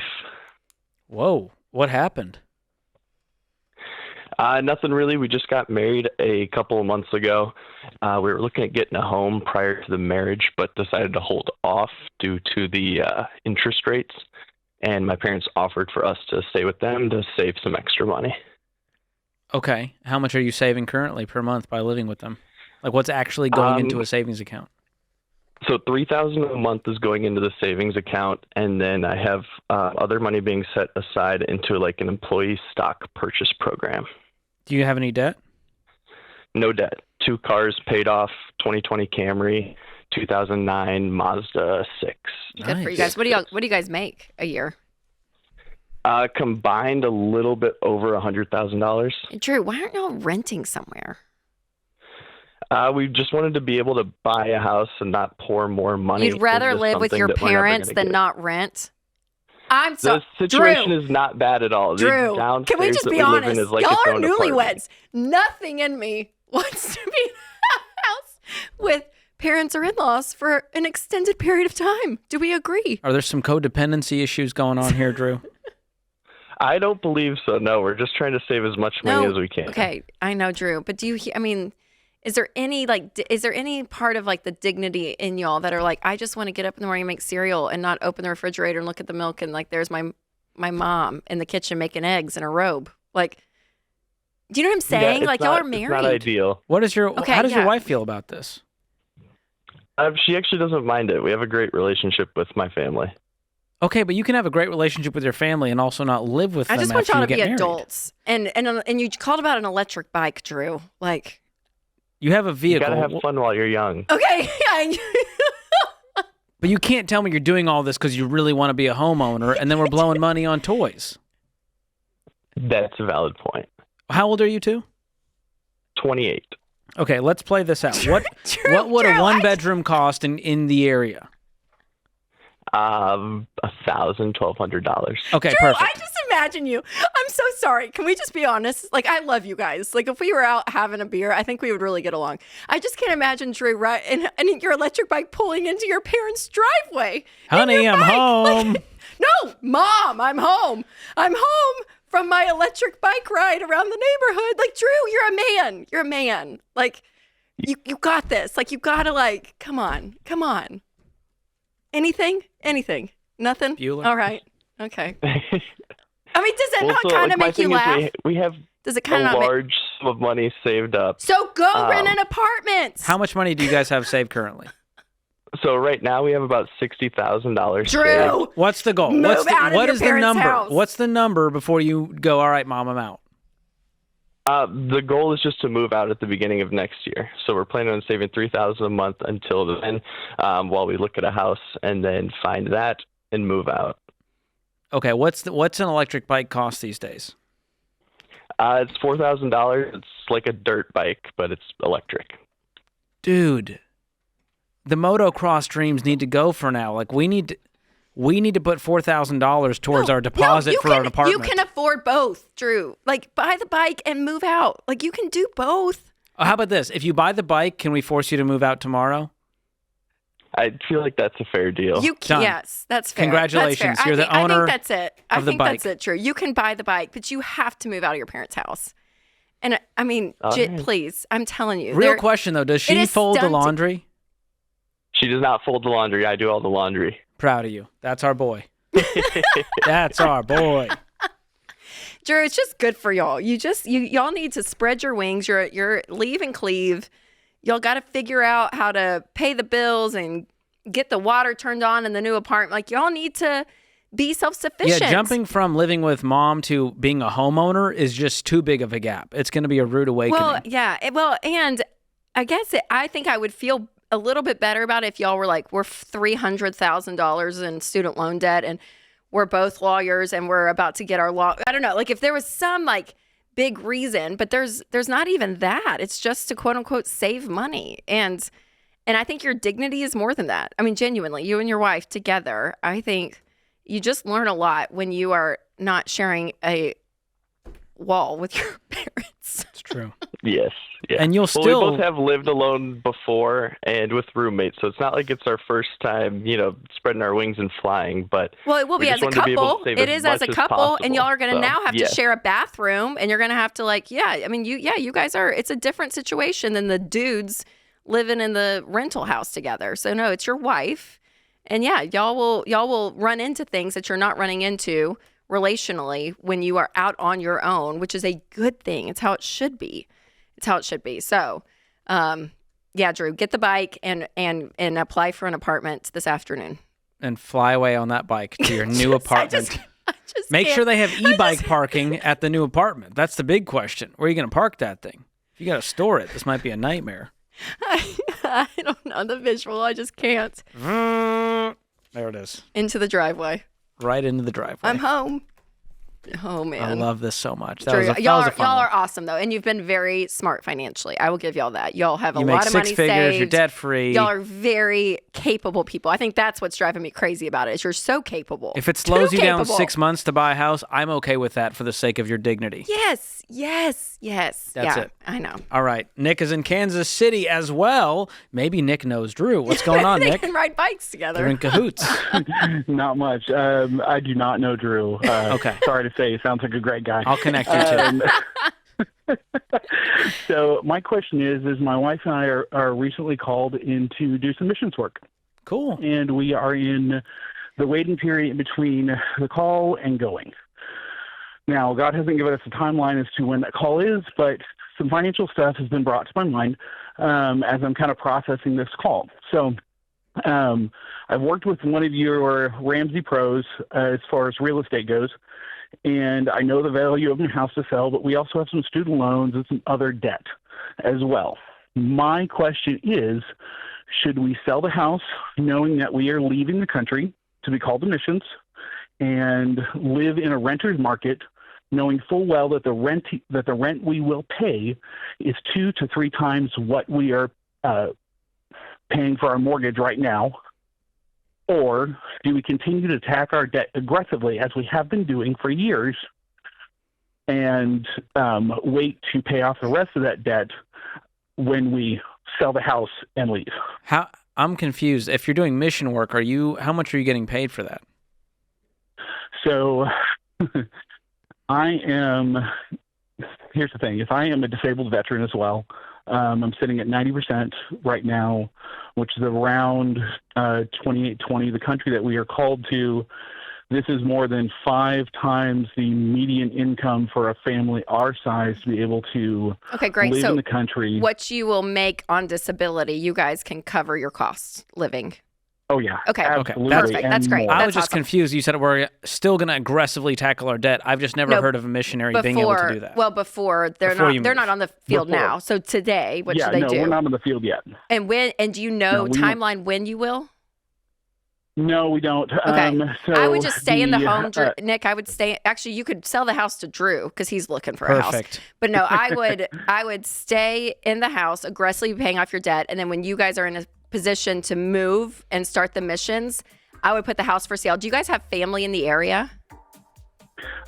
We have my wife's parents, but the relationship's kind of strained. Okay, I was going to say, So- because if you guys go, you're going to have to sell this house kind of long distance. You'll just need a great realtor. And then when you sell the house, the equity of the house, you could pay off the remaining debt. But I would stay in the house, continue to aggressively pay off debt. Yeah, I would do that. I would just stay in the house, aggressively pay off debt. And then when you guys move, sell the house. Even if it's kind of a long distance purchase, I would do that. I like that plan. I wouldn't hang on to it while living across the world long term.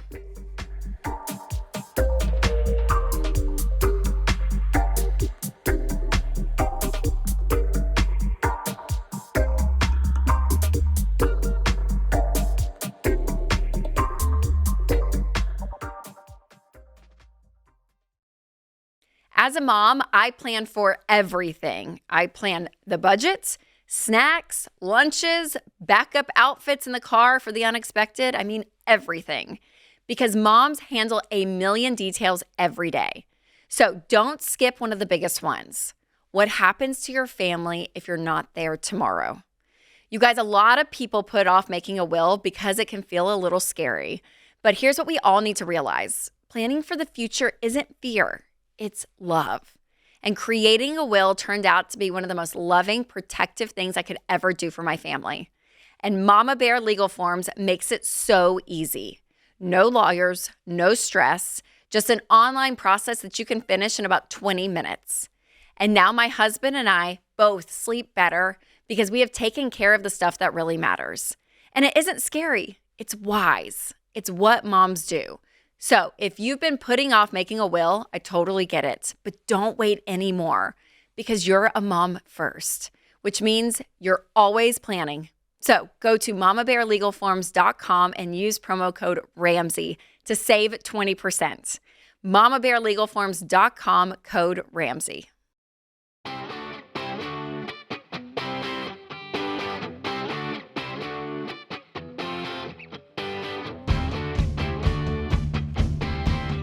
Do you ever feel like you're doing everything right with your money, but you're still not getting anywhere? Well, you're not alone. Maybe you've made changes, you had a few wins, but something still feels off. Well, it's not because you failed, it's because money isn't just math, it's emotional. And that emotional fight can quietly sabotage your progress. And that's exactly what Jade Warshaw's new book, What No One Tells You About Money, is all about. It's the first Ramsey book that takes an honest, in-depth look at the emotional side of money and gives you practical tools to make progress for good. So pre-order now for $24.99, and you'll get over $100 in free bonus items like the audiobook, early access to the ebook, an exclusive video from Jade on financial checkup, and a book-exclusive 3-week online book club with a live Q&A with Jade. So pre-order today, RamseySolutions.com/store. If you're watching on YouTube or listening on podcasts, you can click the link in the description of this episode. All right, Renee is in Miami up next. What's going on, Renee? Hey, thanks for taking my call. Sure. And we are struggling right now with deciding if my daughter is going to go to graduate school or not, and if the ROI on, the fees and the cost of graduate school is going to benefit her. Very nice. What's she studying? She is studying business and entrepreneurship. She's a great student. She went to a very expensive 4 years of undergrad that was all covered with merit scholarships. So wow, we have good that for in the her. back pocket. Yeah. Great. Golly. She's doing amazing. Yeah, that's so awesome. So why the grad degree? She's really liking the classes. She, to be completely honest, she doesn't have anything lined up yet as far as work goes.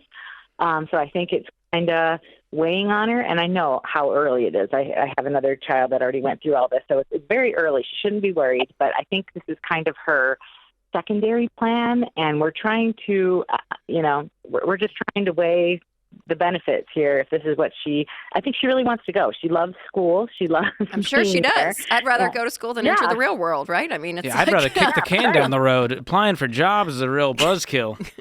That's right. I'd like to go back if I could. So but, who has that's the not money gonna to pay for grad school? So that will be on her. And how is she going to pay for it with no job? Is she scholarship? right. I mean, she's smart, obviously. Is there any programs? She did get a merit scholarship for grad school, which was a surprise. We didn't know that was coming. That just happened this week. Good. We think it's going to be the 1 year. It's a 10-month program. She's already got a couple classes under her belt for it. So it's only going to be 10 months. Okay. They're looking at about $75,000 for the whole thing for the whole year. She got 30 in scholarship. So I can probably help her with 10. We're probably looking at around 30,000. Who's we? Well, as in I'll student loan debt? Me and her and I, on student loan debt for the grad program. Oh, she doesn't have any debt she doesn't have any debt for anything undergrad or anything else in her life. For someone who loves business, this would be a terrible business plan if I walked into the bank. Hey, listen, I can't get a job in business after I went to school for 4 years. I need $30,000 to study more business. I think that's the problem. I know. What if she just got a job and used... I'd rather her take $30,000 and go to Europe and experience culture than go to another year of grad school to hope that a job appears. No. What is at the heart of her loving business and entrepreneurship? Does she want to start a business? Yes, she's in the process. So she really thinks... Why not invest money into the business she wants to start? Yeah. I'd rather you take your $10,000 and put it into that. It's a $30,000 kick the can down the road for 10 months. And then what's going to happen, Renee? She's going to have to apply for jobs. That's a 10-month later. Again, I feel like my answer wouldn't change on the student loan portion, but there's a part of me that's like, okay, a 3-year thing, whatever. You get all these certificates. You get this one thing, and it kind of narrows down a path, and it gets you like, this is just 10 months. Like, you could grow a baby and have a human in that amount of time. Like, do you know what I'm saying? Like, it's not that long. It's very short. So the same problem, and it's her that's going to follow her 10 months later. She's not changing. So to go $30,000 to basically be the same person and have the same problem, no thank you. I'd rather come out financially on top and go and deal with the fear and the problem of not being able to find a job than go and have that fear and problem of not having a job and be $30,000 in debt. I know. She's averaging it out in her mind that the undergrad was around $375,000 worth. Holy crap! Well, then take that knowledge and go get a job. I'm sorry, but if you can't get a job after all of that, then what's the point of anything? I know. What did she learn over 4 years? So it's a common thing we see in this, and that's you don't know what to do next, so you just go to school, and then you make really bad financial decisions, and it takes years to get out of this, and it's not worth it. That is not worth it because nothing is really going to change in 10 months. If she loves textbooks and homework, let's go ahead and buy her a textbook, but we don't need to go $30,000 in debt to do it. That's the truth. Seriously, Renee, and if she needs to talk to real entrepreneurs, and they'll tell you, you don't need an entrepreneurship degree. You need tenacity. You need to have a good idea. You need to know how to serve people well to create something called revenue. And so she needs to sink her teeth into that. So if you want to honestly give your $10,000 to invest in her business idea, and you become the bank, and you're like, hey, I'm willing to invest in this idea because I believe in it. She needs to come up with a business plan. Or even help support her for a few months while she goes and interns somewhere, right? And doesn't get paid. Help her there. And then 6 months later, it's like, okay, now she does have to apply. But now she at least has on her resume that actually real business leaders and people actually look at, which is experience, which looks better than a 10-month program. I mean, honestly, if they knew that she was working in a field in that business and being able to plug in, like that to me, well, she's going to become what they call overqualified because they're going to go, listen, you have an MBA and you have no job experience. We can't hire you. That's my fear. And so I would rather her go do something, get some experience. Yes. Maybe she tries to start her own thing. Maybe she ends up being, an executive at a company somewhere. I don't know, but I just know grad school is not the next step she needs to take. And again, if she had a full ride scholarship and that's what she chose to do, to me, that's a different story. It just makes no financial sense. No financial sense to go $30,000 in the hole to deal with the exact same problem she's going to deal with. And to your point at the very beginning of this call, Renee, which was so wise, you said it. She still has time. I know this is really early because it's not till May. I mean, yes. Right. By the time, oh my gosh. Is she living with you? Yeah. Well, no, she's been, in another state for the last 4 years. She's an athlete too, so she's got to be up there year round. Good for her. She sounds awesome. Yeah. Like she really does. I just don't want this decision to put her back financially for 3 years. is what it could Me be. too. So All I right. think as her mom, I think you're really wise, and I think you can keep encouraging her to apply. And what's causing it is it sounds like it's more running away from reality because of fear than, oh, I actually really love this one program and I can't, you know what I mean? Well, I know she loves school, so maybe she does love it, but Maybe she should work at a school. She loves school so much. and she See could if she work can get a at job the, at a at the university. school. Yeah, she could work at the school for a year and see what they'll pay her. Yeah, I don't know if that's what's driving her. I think it's a little bit of everything. She's just trying to figure it out. Her brother's got his MBA, so she's like, there's a lot of other little factors there. She sounds competitive, but I too. do agree. Yeah, yep, exactly. Yeah, she gets So, that from her I agree. mom. Probably. That Oh. is true. Well, you raised a great I agree daughter. with you I'm guys. glad you're calling in with this question. I hope you can convince her. Do you think she'll be convinced to avoid this? Well, because you're not signing anything, Renee, as her mom. Do not co-sign. Right. Yeah. If she does this on her own volition, we can't stop her. She's an adult. Right. But I hope that Exactly. you have influence So over that's- her life. Right. I do, and that's exactly it. We're right there on that balance beam, and I think she'd be fine without it. I really do. So I'm hoping we can just decide to start working on something else.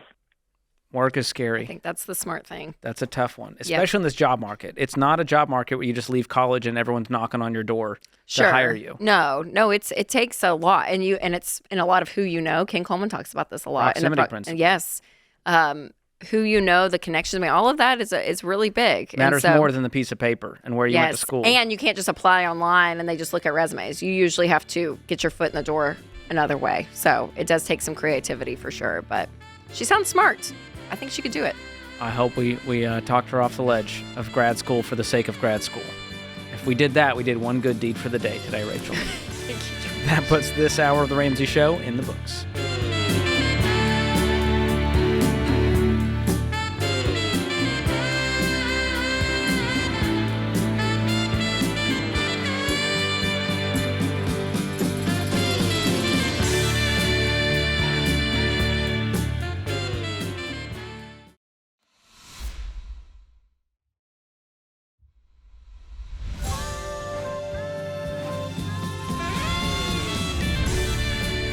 Welcome back to The Ramsey Show in the Fairwinds Credit Union studio. I'm George Kamel, joined by best-selling author Rachel Cruze. Open phones at 888-825-5225. Ashley is in Idaho up next. What's going on, Ashley? Hi, thank you for taking my call. Absolutely. How can we help? I have a question. I have a daughter that just turned 21, and she has a horse, and her parents, pay the $400 a month in boarding. Her gas Tell for me her more. car. George and But we horses are basically- not a good. Yeah. Yeah. Okay, keep going, Ashley. I'm just preparing your heart. This is her life. She's been riding horses since she's been 6 years old. And we pay for her insurance, her gas for her car, everything. And we're kind of wondering not to be so mean and tell her, hey, you need to kind of start contributing. Now, the backstory about this is we don't want to be too hard on her because a couple of years ago she went through depression. Pardon me, I'm going to start crying. Self-cutting, self-harming. Oh, my goodness. Was very, very depressed. Yeah, so you want to be sensitive. And That makes sense. literally had a plan for suicide. Oh, so this horse. Ashley, I'm so sorry. and Did she get some help? She's in therapy now. She hasn't cut in probably 2 years. It was one of those when she was like 15 through 16, just trying to find out who she was and confused. And so we kind of almost walk on eggshells. Yeah, I was going to say, you have PTSD around it. Probably. I mean, as a parent, you're just like, I don't want to do anything. Happy and we don't want. Right. Exactly. Yeah.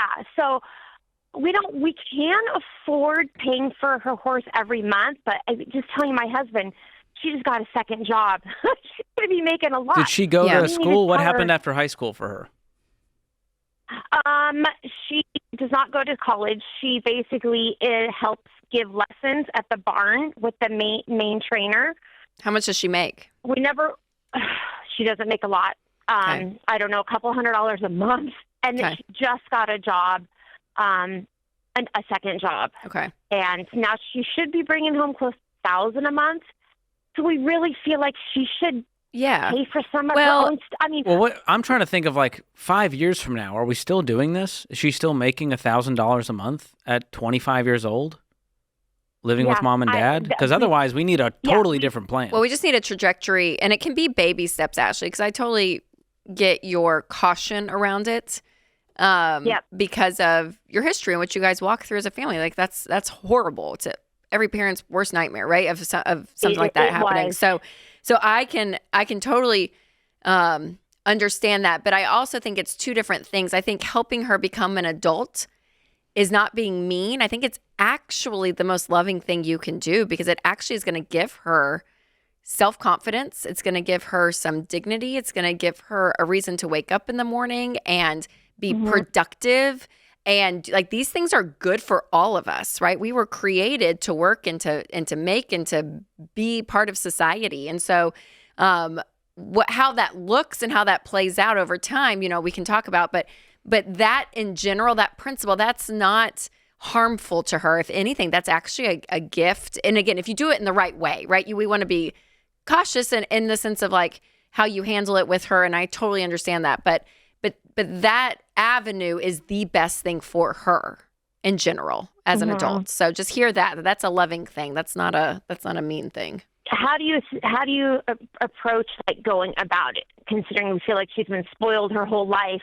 I would start with you guys. Don't make it about her. Say, for your own gas. Say, hey, we really love you, and part of that love has caused maybe some enabling. We've covered your expenses. We wanted to give you a great life, but part of becoming independent means you need to learn how to handle money and contribute on your own. And we're not going to throw you in the deep end. We're not going to say you need to pay all of these expenses tomorrow, but you need to start taking on more responsibility so that you're not 30 years old still not unsure how to live as an adult, because that's unfair to her. Yeah, I like that approach, Ashley. I mean, honestly, taking accountability for your actions, because as the parents, y'all chose this. You know what I mean? Like, this is what you guys implemented.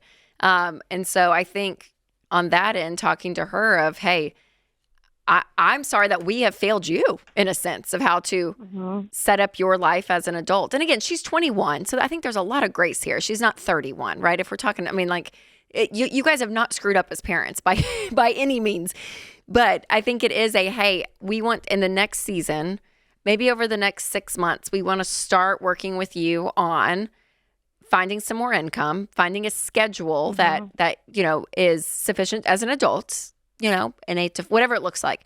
And then the money you're bringing in, we want to write down a budget and have some things that you're going to start contributing. And again, that can be slowly over time, every 2 months or something, you add something else in or whatever that looks like. And then eventually a plan, Ashley. And again, I'm not in a rush with this. I don't know. George may be more urgent than I am, but where you guys feel comfortable as a family to say, okay, and our goal is by next July, you rent an apartment.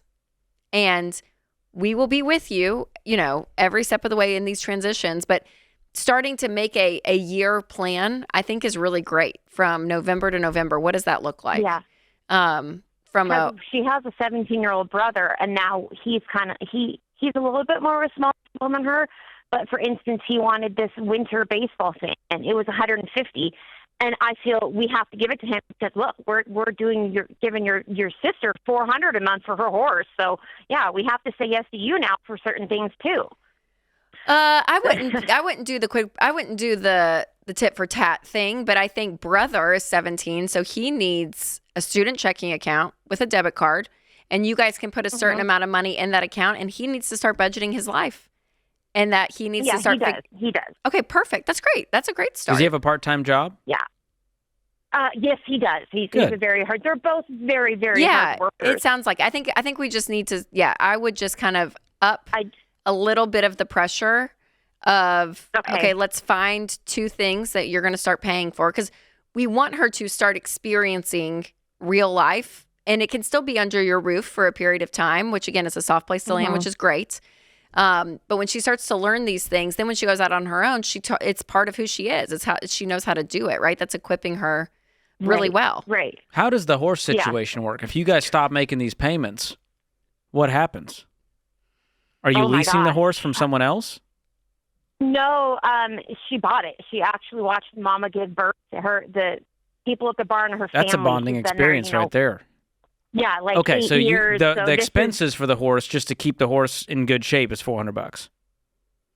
Well, it's at the barn, and all her friends are at the barn, and that's boarding, feed. I mean, she works there Yeah. too. They should give her a it's discount. her life. They should give her a discount. I Is know, that discounted? but her life can't be that forever, Ashley. You know what I'm saying? At some point, she's going to have to say, "Wow, that makes me really sad. I can't be where all my friends are. I'm going to have to go get a job." Right? Like eventually, that's what's going to. She just got another job. Well, she needs a full-time yeah, job that like- can support all of the expenses in her life. That's where we need to get to That's our within a goal. year. That's the goal. Otherwise, she needs to go to school and pursue something that can actually pay the bills. So that's the hard truth that you're going to have to unravel with her over the next several months. But this idea that we're just going to work part-time at the barn, not making enough to even cover the expenses for our horse, is not a winning plan. There's only 2 types of horse people: broke horse people and super wealthy people. And she's about to be a broke horse person for the rest of her life if we don't change this ASAP.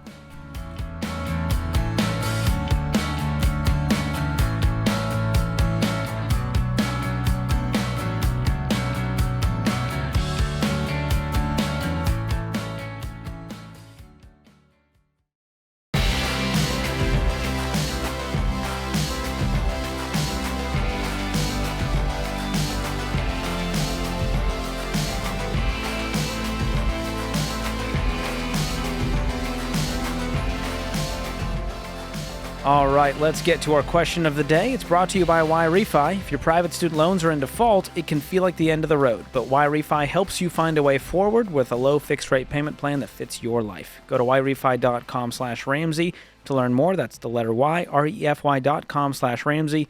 Not available in all states. Today's question comes from Ethan in Ohio. I'm in my mid-20s and recently became engaged. My fiance has over $100,000 in student loan debt. And since we have lived together for the past year, most of our expenses are joint. My salary is roughly $100,000, while hers is $80,000. I have no debt, so this $100,000 debt is the biggest obstacle to building long-term wealth. I also roughly have $100,000 in non-retirement investments. Should I set aside a percentage of my income to pay off her loans, or is it a better option to sell those investments and pay them off? Ooh. Good question. Well, here's the thing. He's gonna be upset. Selling off his investments to pay off her debt, that's going to sting a little bit because he worked really hard to invest all this money and have it grow, and now it's just wiped away. But that's what I would do. If you're combining if you just clear the deck and go, okay, now we make $180,000, we have $100,000 in debt, and then what do we have on the plus side? Well, we have $100,000 in investments we could sell. That's right. I mean, at that point, when you get married, your net worth is combined, and it's like, okay, well, as a household now, we are a negative. Plus 100, minus 100, you're at 0. Right. So what do we, So what's the best way to go about that? And it is to pay off the debt. But like you said, it stings. We talk about couples that you become one when you get married, and her issues are your issues and your issues are her issues. That's financial and otherwise. But it doesn't come without emotion, and it hurting a little bit. But that means that you guys together make $180,000, so you can build it back so fast. You know, so that's the good news. You can get back there so quickly. Is you have a dual income, you're really young, you've got time on your side. Compound growth will do its thing, and one day you'll be multi-millionaires looking back at that going, oh yeah, I remember that day. I remember that day. Paying off the student but we loans. did it. I don't think you'll regret paying off the student loan debt. Now, you could try to attack it and keep your investments, but that's going to be a different sacrifice on this side. So you just got to choose your heart in this case. And I personally, if you got non-retirement assets, I would just sell it. You'll have some capital gains potentially. Make sure you account for that, but then knock out the debt ASAP. Thanks for the question, Ethan. All right, let's get to Jordan in Pittsburgh on the line. Jordan, what's going on? Hey guys, honored to speak with you today. I can dive right in. At the beginning of this year, my wife and I were transferred an energy stock, about 200 shares. It's valued between $16,000 and $18,000, depending on what month you look at it, and wondering how I can best use it to progress through the baby steps. Awesome. That's what baby great. step are you guys on?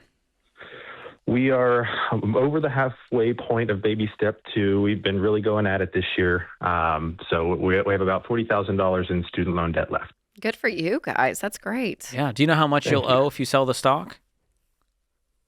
I want to say I would need to set around $2,000 aside to cover the taxes. Perfect. So you got about 14 that you could net from this to throw at your debt. What's left on the debt? I put 16. See, that's glass half empty. You said between. He said 16 and 18. I put 18. That's Mrs. Optimism. Okay, but you'll have 14 to 16,000 left. Sure. To throw at the debt. Yeah. And what's left on the balance? On the balance of the debt? Yeah. 40,000. We owe about $40,000 left in student loans. How much do you guys make a year? Our household gross is about $148,000. Oh, awesome. Fantastic. Okay, great. So this debt's going to be gone fast no matter what. The selling of the stock just kind of helps expedite that. That's kind of how I'm looking at it. Maybe, I can use this to progress faster through one of the next baby steps, whether it's 2 or 3, just trying to find the best way, because it is an energy stock. So I've kind of seen it, go up and go down. And I know there's always that risk with the stock, but I just wanted to get a second opinion on, is it worth hanging on to for another few months and then waiting till we only have that $14,000 to $16,000 left to pay off in our debt? Or is it best to just use that and set it aside as our down payment for a house or our emergency fund, considering its value? I would still do exactly what we said, and I'd sell it today because we just don't know what the future holds. And you're going to be heartbroken if the stock suddenly takes a dip and you go, oh my gosh, now it's only 10,000. What do we do now? Yeah. Do we keep waiting? Do we try to time the market?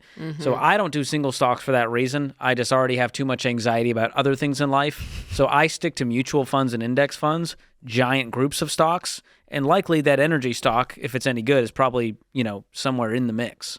It's just not all your eggs in one basket. Yeah. How much extra a month, Jordan, do you guys have going towards paying off debt?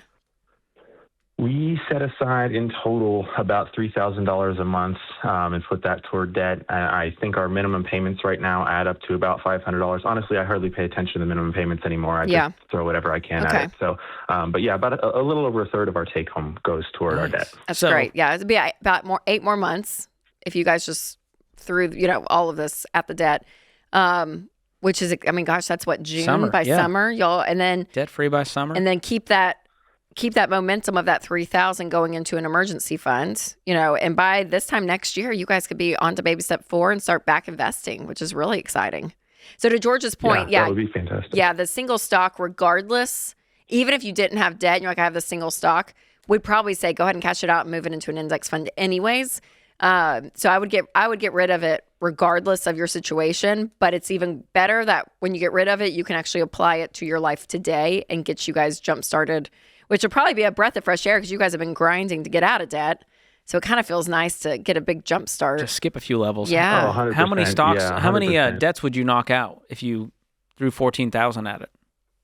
14,000. So it's the student loan debt. We actually just paid off my wife's student loan debt last week, which was awesome. That's great. So it's just my student loan debt. Half of it is federal and half of it is private. And the 14 to 16 would likely knock out the rest of my private student loan. So we would be down to just my federal. Oh, that's awesome. Well, and then it frees up some payments to apply to the next ones. And so you really get that debt snowball rolling with that, which I love. That's great. Okay, let's get to Sarah in Denver. What's going on, Sarah? Hi there.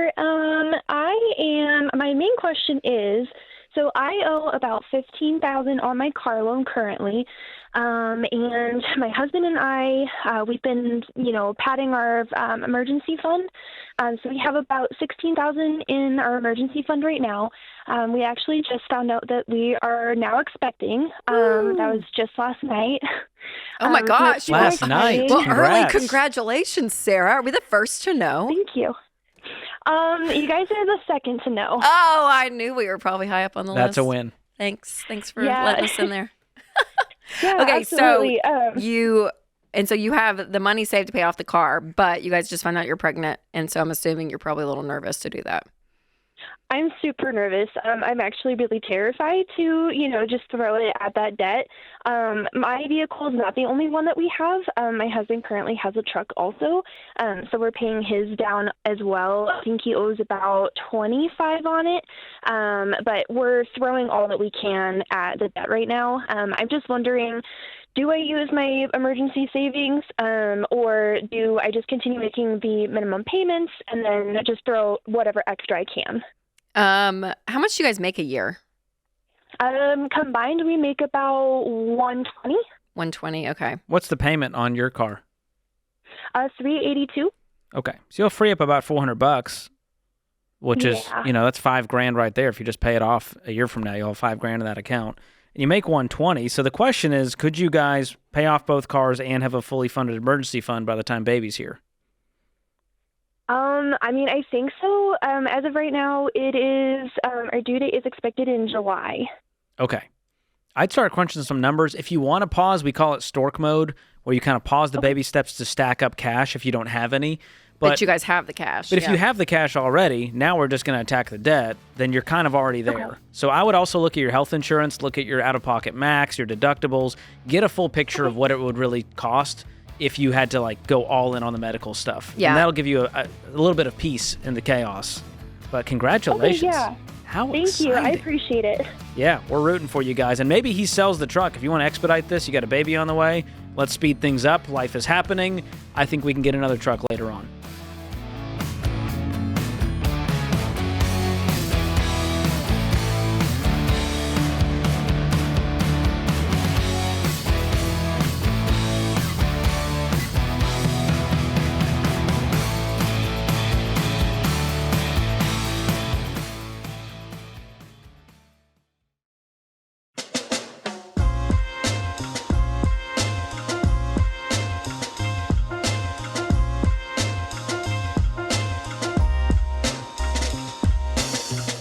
Everyone needs insurance, but it can be hard trying to find pros who aren't just looking to make a buck and agents who know their stuff.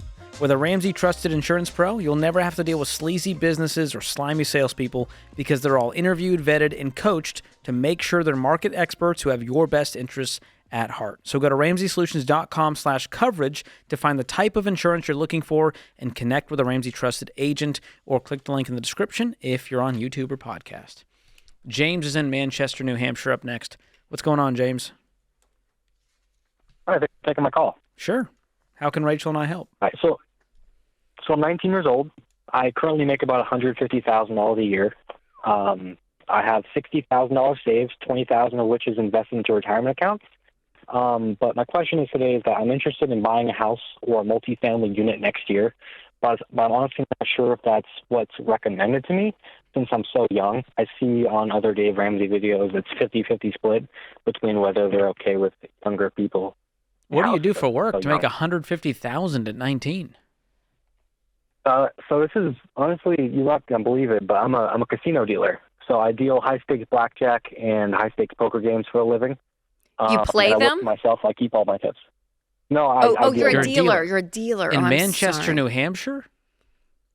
Yes. Okay. Well done. I was unaware that there was a big casino ring over in New Hampshire. All right. Yeah, it's How stable is this? Sure. Is this what you want to do long term? So that's one thing. It's stable in that I'm basically guaranteed $100,000 a year, but my income month to month varies quite a bit. But for the most part, yeah, this is what I want to do for a career. For the most part. Okay, so you see yourself, you're 35 years old, you're dealing at a casino. Well, hopefully I'll be financially well off enough to be doing what I want by the time I'm 35.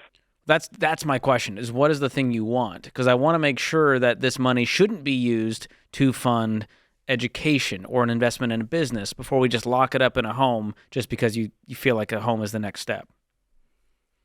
Honestly, I am very passionate in it. And I really haven't ever thought about going to school for anything in particular. Okay. There's nothing wrong with renting. There's nothing that says in this situation where I'm going, well, you really should get a house. You're 19 and you got money.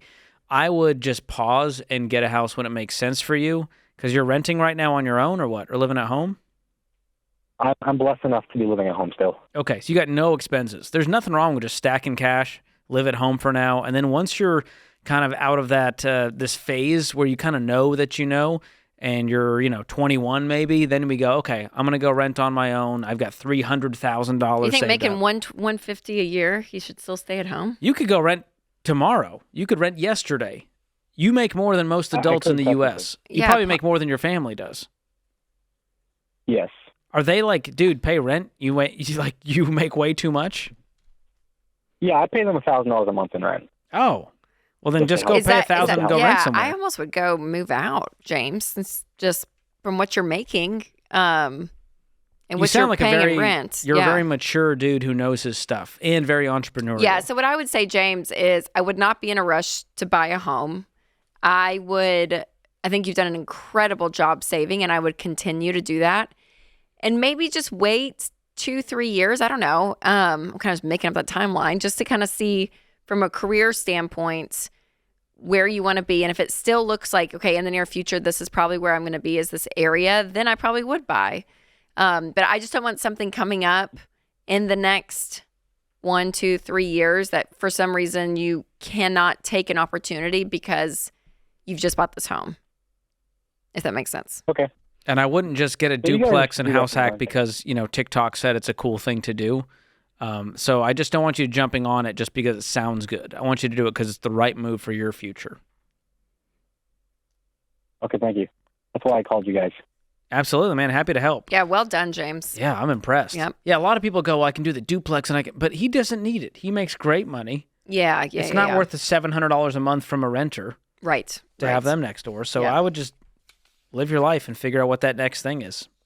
All right, Thomas is in Seattle up next. What's going on, Thomas? Hey, guys.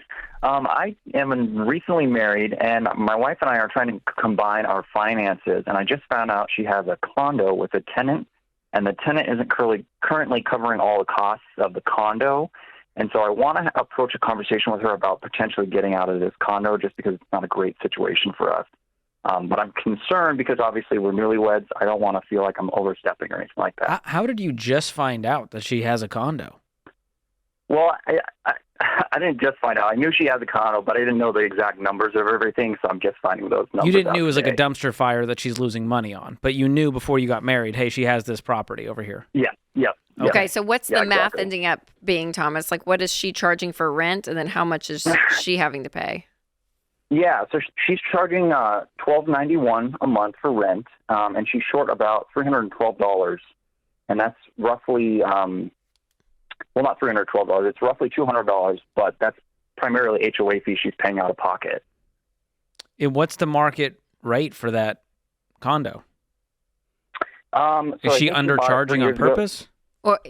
No. Yes, she is undercharging on purpose. Okay, and how much is the mortgage payment a month on this? The mortgage payment is $1,171 a month. Okay, yeah. So she's barely... she's not breaking any... and that's without maintenance, repairs, vacancy, taking all that into consideration. Yeah, so why is she undercharging again? Why did you say she is? The tenant who's renting from her is in... she said she's in a tough situation, so she doesn't want to increase the rent. Okay, but this person can't afford to live there, so they need to be evicted if they can't pay rent. They need to go find somewhere they can afford to live. Right, and that's sort of why I want to approach the conversation of selling the If condo. she's into charity, let her give to a charity, but this is not the way to do it. And I would be okay with it, Thomas, for like a period of time, but usually these situations are ongoing, and then she's going to look up in 3 years and is not able to up the rent because this person that she is being generous to now is staying, and she's like, oh gosh, now if I up the rent in 3 years, how much more is they're for sure going to have to move out? Like at some point, this person's not going to be able to afford to live there, is what I'm assuming. Right, yeah. So it's kind of like it's going to think about it. Yeah, it's going to happen today, or it's going to happen in a few years when your wife looks up and she's like, oh my gosh, I can't even. Yeah, I mean, it doesn't make mathematical sense. So she either needs to have a conversation with the tenant, which is probably gonna be hard to do, and she may not want to do that. But even I would possibly sell. Do you guys have a lot of consumer debt? We do, yeah. Yeah, we do. Okay, how much would the condo, how much does she owe on it, and how much could she sell it for? I don't exactly know what she owes on it, but she bought it 3 years ago for $195,000, and I looked on Zillow today, and it looks like it's roughly worth $177,000. So I think she's underwater on it. Oh boy! Does she have any equity in it? I can't. I wouldn't imagine a lot. Yeah. Okay. I would find out the balance. I mean, you guys are married. I would run through all these numbers and go, hey, based on what we're looking for financial future, which is to become debt free and have our own financial stability, it would be wise to sell this condo. Because right now you're losing money on it. So even if you sold it and broke even, it would still be a net win for you guys. Yeah, but So I probably wouldn't have a second property if you guys have a lot of consumer debt anyways. But on top of that, she's not charging enough to make it make sense. And it's not even like she's, like there's a formula out there where it makes sense, right? If she's charging market rate and she's making a little bit on the side, I'd probably still sell it. But all that say that would at least make financial sense. This makes double no financial sense. And even if she breaks even, she's still losing money when you factor in all the maintenance and repairs and vacancy. So we need to get out of this, and you have you have some influence now, being the husband, to go, hey, this does not make sense. It's moving us backwards financially. We're trying to move forwards, and this is one step of and it could be a kind conversation. I mean, you guys can go into it and just be curious, ask her some questions, tell her what you've found. Be like, hey, this is kind of what I'm seeing. Like, help me make sense of what you're thinking, and we just want to be on the same page financially. Like, that's the main goal. But I think, you can be kind. George would probably be like, here's the numbers. We're selling it tomorrow. We're selling it tomorrow. I'm calling an agent.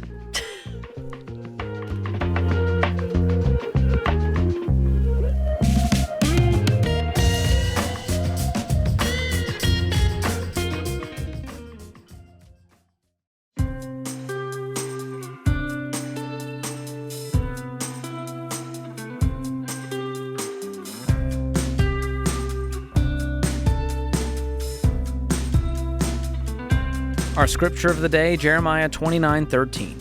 You will seek me and find me when you seek me with all your heart. Abraham Lincoln said, you have to do your own growing, no matter how tall your grandfather was. Ain't that the truth? There you go. Wish I could keep growing. Be nice. Lynn is in Eugene, Oregon. Up next. What's going on, Lynn? Hi. I'm 75. I quit my job to take care of my mother, who had dementia the last 7 years. Oh, wow. And it was, I'm glad that I did it. Mm-hmm. But I find that, I did get an inheritance. When I was caring for her, she had money invested, and it was bringing in $1,200 a month. And then we had her Social Security and then my Social Security of $1,055. And so now that she's passed, I have inherited half of what was invested, which is $105,000. I've never invested before. I'm very frugal. I began tithing when I read the Bible and became a believer 47 years ago. And I'm a weirdo, I suppose, as far as I've counted on God for things, and there have been miraculous provisions like an inheritance that paid off my house a year before my husband left me and my 7 kids. So I've always worked. I've never depended on others. And I mean, there have been gifts of love occasionally through the years. But my point is this, it's hard for me to ask for like wisdom. I mean, I'm asking for wisdom. I need it because I've never invested. To me, it's always looked like gambling. But I recognize that the income actually that was important as I was caring for Mom was coming from her investment. Mm-hmm. And so that was certainly a good indicator to me that it does work and your money doesn't get gambled away. It was because that's what it's always felt like when I look at it. Feels risky to you. Yeah. Yeah, very. And I am 75, and I became rather sedentary caring for my mother. And so I'm not in the best shape right now. I don't really want to go back into the workforce again if it's possible. Yeah. I understand it may have to happen. So my question is, do you have any recommendation as to what you would think would be best for my present situation as far as to bring in some income from my inheritance? Or should I I figured out I need past my income. I laid out all my expenses and what are your monthly expenses? My monthly expenses are $2,417 a month, including tithe. I'm very blessed to pay a very low rent of $1,045 a month, and then I have storage. So, and just regular paying for my Wi-Fi, paying for my car insurance. Okay, so $2,500 a month covers you comfortably. It does. And yes. you have $1,055 coming from Social Security.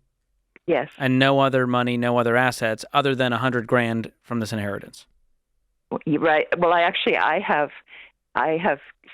saved myself $16,000 but I had used anyway. I Is still that your have savings 9,000. essentially, your emergency fund? Yes. 16,000. Yeah. Okay, so we won't touch that. We're not going to count that on the income side. We need to protect that. So you're really asking, I make 12 grand a year. I need to make, you need an extra $1,500. And so can we squeeze $1,500 a month out of 100,000? Not for a long time. I mean, how old was your mother? She was 93. So let's assume you go to 93 at the very least, right? We'll give you to make this 95. We'll work. go 20 years. Rachel's very generous. So 95, we need to make 100 grand work for 20 years. That's right. The math on that is tough. Yeah, it is.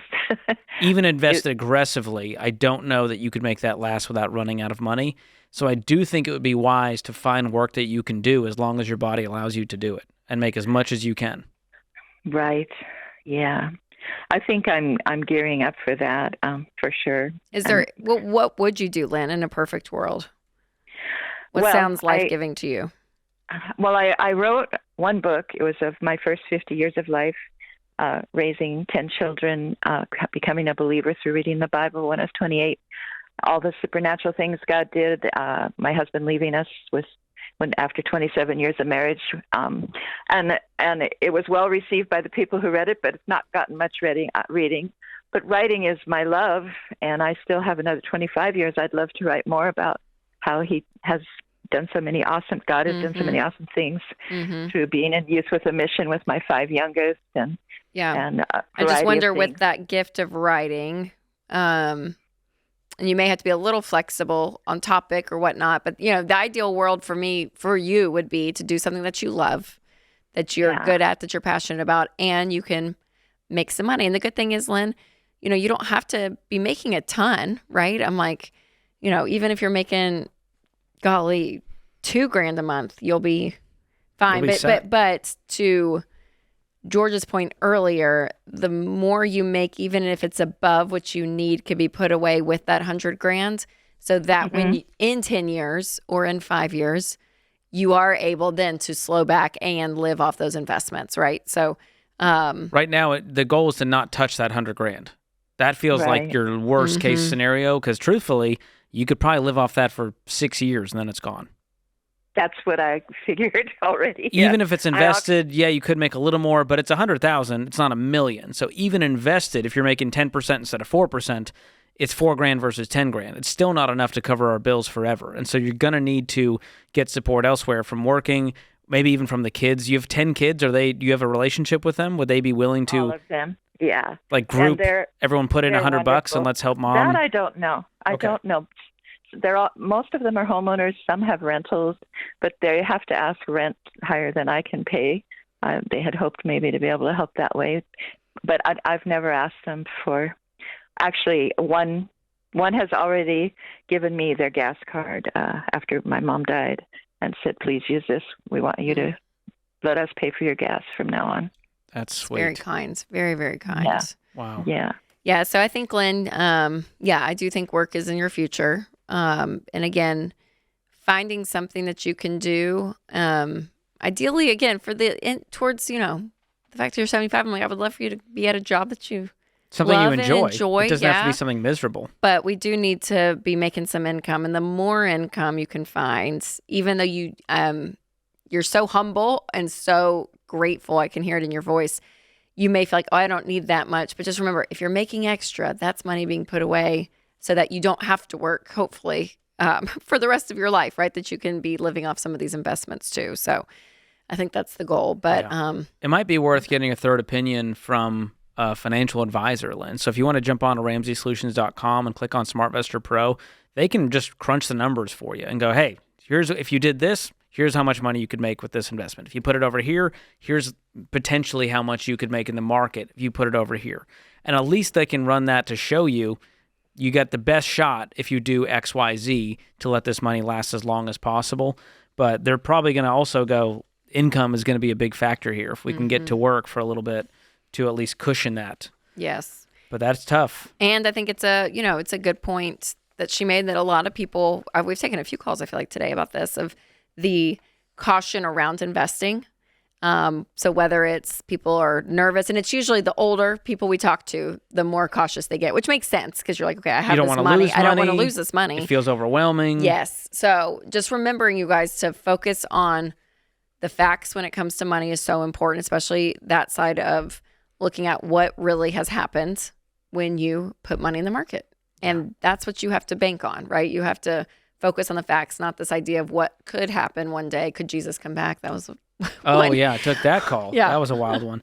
And a good reminder that Social Security is not going to be enough. It was never meant to be enough. It was meant to cover a portion of your salary. But in this situation, as we can see, $1,000, it's a nice start, but it's not going to cover all the bills. And so do not rely on Social Security as your income in retirement. You've got to stack up your own nest egg, and that's through investments in the stock market, through mutual funds and index funds. And if anybody listening wants a guide on how to do it the Ramsey way, in a wise way, without falling on your face, you can go to RamseySolutions.com/guide. We've got a free investing guide that walks you through all of this, and it's a great resource regardless of your age to learn. Because we tell you, don't invest in anything you don't understand, but it's still your job to learn it and understand it. So go check that out as well. That puts this hour of The Ramsey Show in the books. Until next time, remember, there's ultimately only one way to financial peace, and that's to walk daily with the Prince of Peace, Christ Jesus.